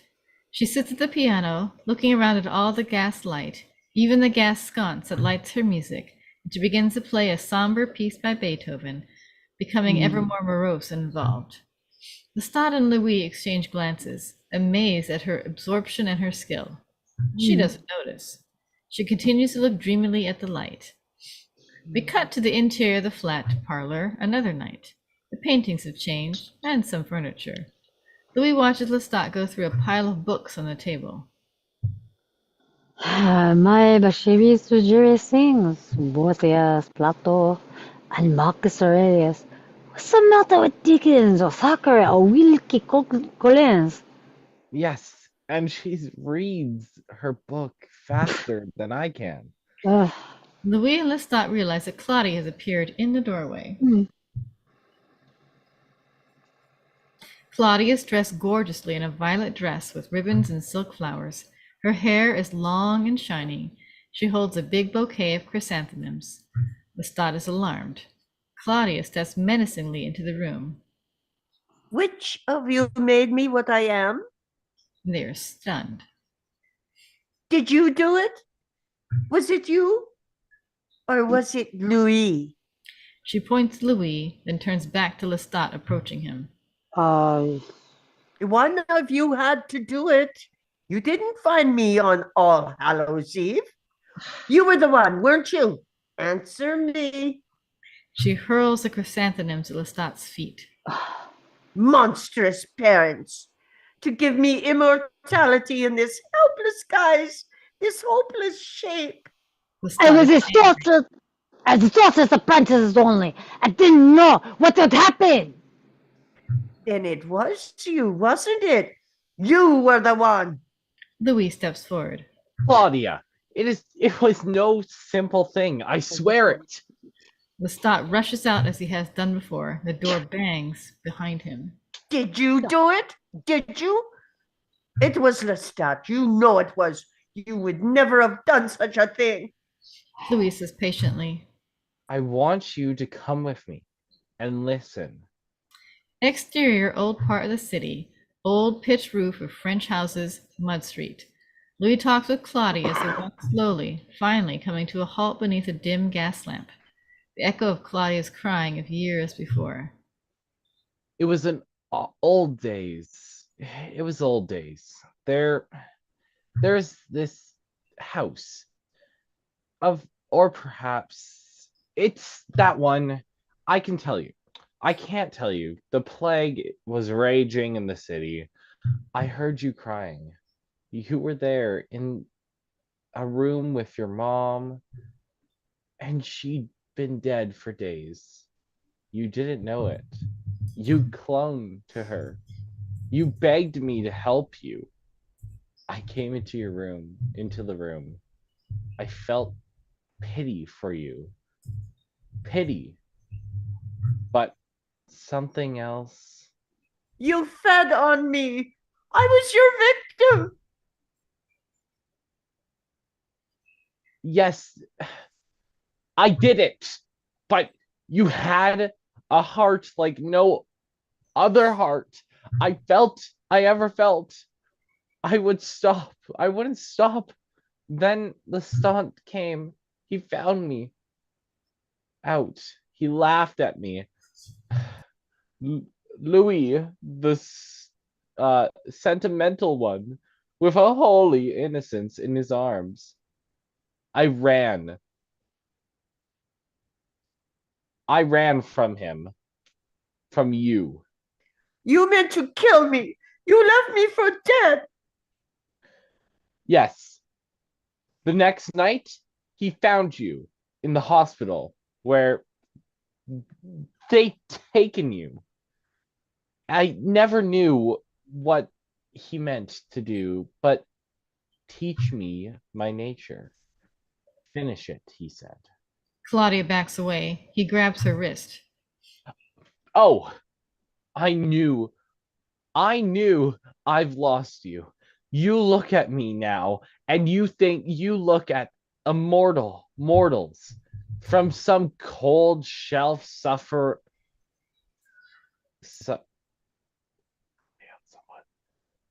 suffer see. I can't understand, but the hunger that we all understood, I felt it for you then. I vile, unsupportable hunger, of hunger for your hammering heart, for this cheek, this hair. Claudia lets him touch her. You were pink and soft as a children are, sweet with the bite of salt and dust. Claudia's face softens, only a little. I heard you again. I took you, and when I thought your heart would drag me down with it, and I didn't care. He parted us. He cut his wrist. He gave you the blood to drink, and drank you did. And you became one of us that night, and drank blood from your first victim. And you have drank the blood of mortals every night ever since. He waits. Claudia looks at him, unreadable. It was, it was, I will, it was I who took your life. He gave it back to you. And here it is. And I hate you both. And that is where we are going to pause for this evening. We'll have to see what happens next week as we get the second half of our show. Perfect. There's a Claudia. So good. That was so much fun. It was. I So enjoyed much it. fun. I was so happy I got Got to play Louis. well, Louis was fun, but also Gabrielle. Gabrielle. Yeah, I Gabrielle. loved playing her too. They were both. That was interesting. That relationship between Oh, her son yeah. and her. Um, Yeah, especially some of the lines she had, but I had so much fun with it. I loved it. Yeah, in the Vampire Lestat, that it goes through all of that. Yeah, there's it's a very interesting relationship between Yeah. those two. Well, yeah, I was like, huh, okay. I don't need no skirts anymore. What is so funny is that so like all of that is actually cut out from the production of the movie itself. Oh, Like you don't get to any of that. that's so None of it. sad. I know. That's Actually, fun seeing. Lestat is so much more monstrous, and like he's actually like quite sympathetic. I mean, he's still fun and like such an ass and such a bop. I love him to pieces, as you can tell. But like he's a lot more sympathetic. He's so much more of a sociopath and like a Really? narcissistic sociopath in the movie. Oh yeah, it's perfect because Tom Cruise plays him so well. Like, I mean, you see bits of it. You do see it like under the surface. It's all a show. You get kind of the sense that he's putting Yeah. on a show for Louis because Louis can't read his mind and Louis can't read the minds of others. Yeah. But like, yeah, this makes him so much more like relatable for Yeah. us. It's kind of amazing. But I hope you could tell that I was really enjoying just playing the I character. loved your accent too. It was Well, so thank fun. you. Oh, I had so much fun Merci listening. beaucoup. I had so much fun. It's so much fun. Do it. Oh, Thank you. See, you can is tell it? I was like, I want to be Lestat so bad. Yeah. It was, yeah, funny. It's like, how old's this movie now? 1990. 1992, I believe. Oh, it's like it. I don't know. I This see is a it as a draft. very. It seems very progressive in the fact of it's like a two. It's a dad relationship with their kid, and they're really flirty to each other. And so I'm Oh, like, I mean, yeah, I'm actually I've watched 4 or 5 episodes of the new yeah. series, and it is very blatant. Like Oh, here, because really? of 1992, they had to make it all like implied. But Oh, yeah, okay. even in the movie, it's like, oh, it's the case of the not gays, I swear. Because Yeah. in the book, it's his brother. He never had a wife and a child. He had a Yeah. brother. He was, I mean, and he was much more pointedly bisexual. Oh, And okay. I'm just spoilers. Every vampire in the Vampire Chronicles is basically bisexual. All Oh, of them, really? without fail. Uh-huh, That makes sense. But pretty much. I think that fits perfectly. Bisexual or gay. Like there's Yeah. so much queer. There's so much queer like spotlight in these Yeah. books. They're I could great. just, yeah, I could feel it while But reading this script. I was like, Hollywood yeah. and Rice is Oh. also just a bit incestuous. Did Armand surprise you, by the way, of how young he actually is when he came in? Yeah, it surprised me. Even I read Yeah, the I script too, and I just totally missed that point the first time I read it through. yeah, I he's only thought 15.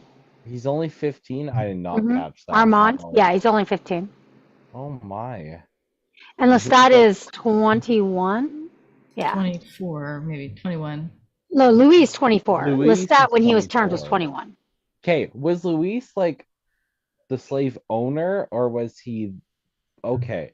I Yeah. thought he was because but then it said someone else like why you letting this guy whip us? The Or overseers. So oh the the plantation overseer. owners had Okay. overseers who watched after Oh, okay. the slaves I and yeah. that makes so much more sense. I was like, And they were often a lot more cruel yeah, than the slave owner. It's not that slavery is okay. I'm not saying that at all. But yeah, the point was is that all the slaves actually loved Louis because he was kind. yeah. Louis seems Them so sweet compared to Louis like is sweet. he's like I'm just like reading his line. I was expecting this man to be more like upset or angry or more malicious. No, he's just this little guy who's learning to be a vampire. He doesn't want to kill anyone. He just wants animals. He's I just mean, Lestat's like older, and the way I always read Lestat is that he doesn't want to do it either, but yeah, he makes it okay by killing evildoers. That's how he does it. And to yeah, him, he's like, yeah, we should just kill evil people and they'll be fine. yeah. It's definitely interesting. I'm like, huh.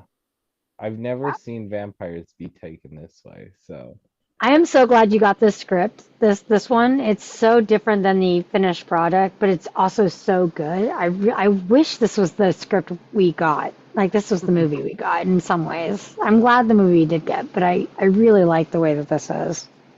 It's always interesting to see how it changes from script to final product. Yeah. Yeah, it's really fascinating. Like Gabrielle's not in the movie at all. You don't hear any of this. That's so sad. She's so fun. I mean, Oh, it's she still a is. little awkward, and I still that whole hearing some of the lines I had to say today, I was like, oh, this is not what a mom should be telling her son.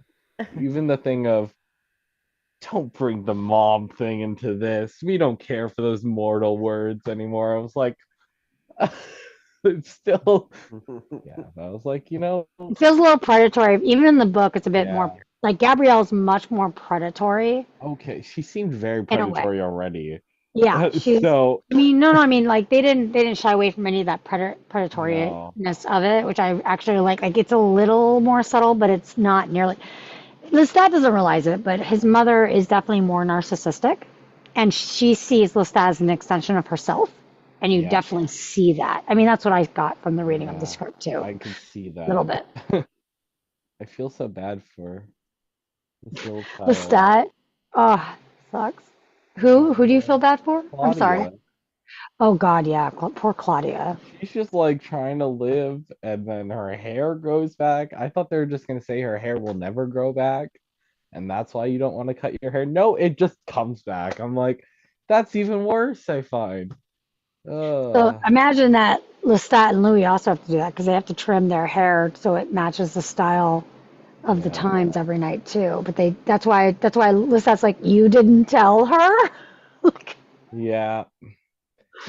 Wow, that end scene was so sad. I was like, yeah, oh, I it's so feel so sad. bad. And Louis Oh, doesn't, it's gonna or get not more Louis. sad. Oh, it's gonna get worse. It's gonna get It's worse. gonna get more sad. Lestan's just like, peace.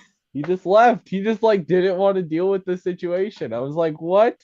This is like terrible parenting. Well, no, guys. no. Louis took her out. Oh, Does I she- thought he walked out the door and No, then he just like left. He was like, I'm not dealing with this right now. I'm leaving. no, Louis. No, he was starting to have a temper tantrum. He grabbed her, like, took her out. Oh, I thought And it left was Lestat there. Louis. That's why I'm like, oh, sure, Okay. go and make it better, Louis. Just go. That's why I was like, yeah, in the back. That's why I turned back on my camera. I was just like, yeah, sure, go tell her this whole sob story about how this happened. Yeah. Make me a villain. Go ahead, Louis. Just do it. Fine. Yeah. Okay, I'm that having makes my so own much more temper sense. tantrum. I thought he Back was to just the like, house. thought he just dipped. I thought he was like, no, I can't deal with children. No, bye. She's not a child anymore. That's part of it. She's not a child. Yeah. She's now, at this point, she's over 30 years old. Oh, that'd be Mentally, she's over 30. Because it was 1796. It was during the French Revolution, practically. yeah. So 1796. So if you think about it, it's now 1840s. So she's well over 30 years old. Yeah. Huh. It's interesting how Louis went from, or not Louis, Lestat went from Yeah. French, like France, to just going to America to a French colony. He was Mhm. like, nope, I'm not leaving that much French. I'm gonna keep my French. I'm gonna go to still a French colony. But I'm not gonna that fully, Yeah, I mean, that kind of makes sense when the French I come, guess. you know, then I mean, that would make sense because that's where I you guess feel like 'cause you're the he was most. going a boat. He was probably on a French boat. Yep. Yeah, it's all piecing together now. But You would say at a French colony because we're yeah. gonna go. Huh. But yeah, I love it. I think it's awesome. It's such a great script. This is so much fun. Did you guys have fun? You, Vicky and Kat, did you guys enjoy it? Mm-hmm. Yeah. Absolutely.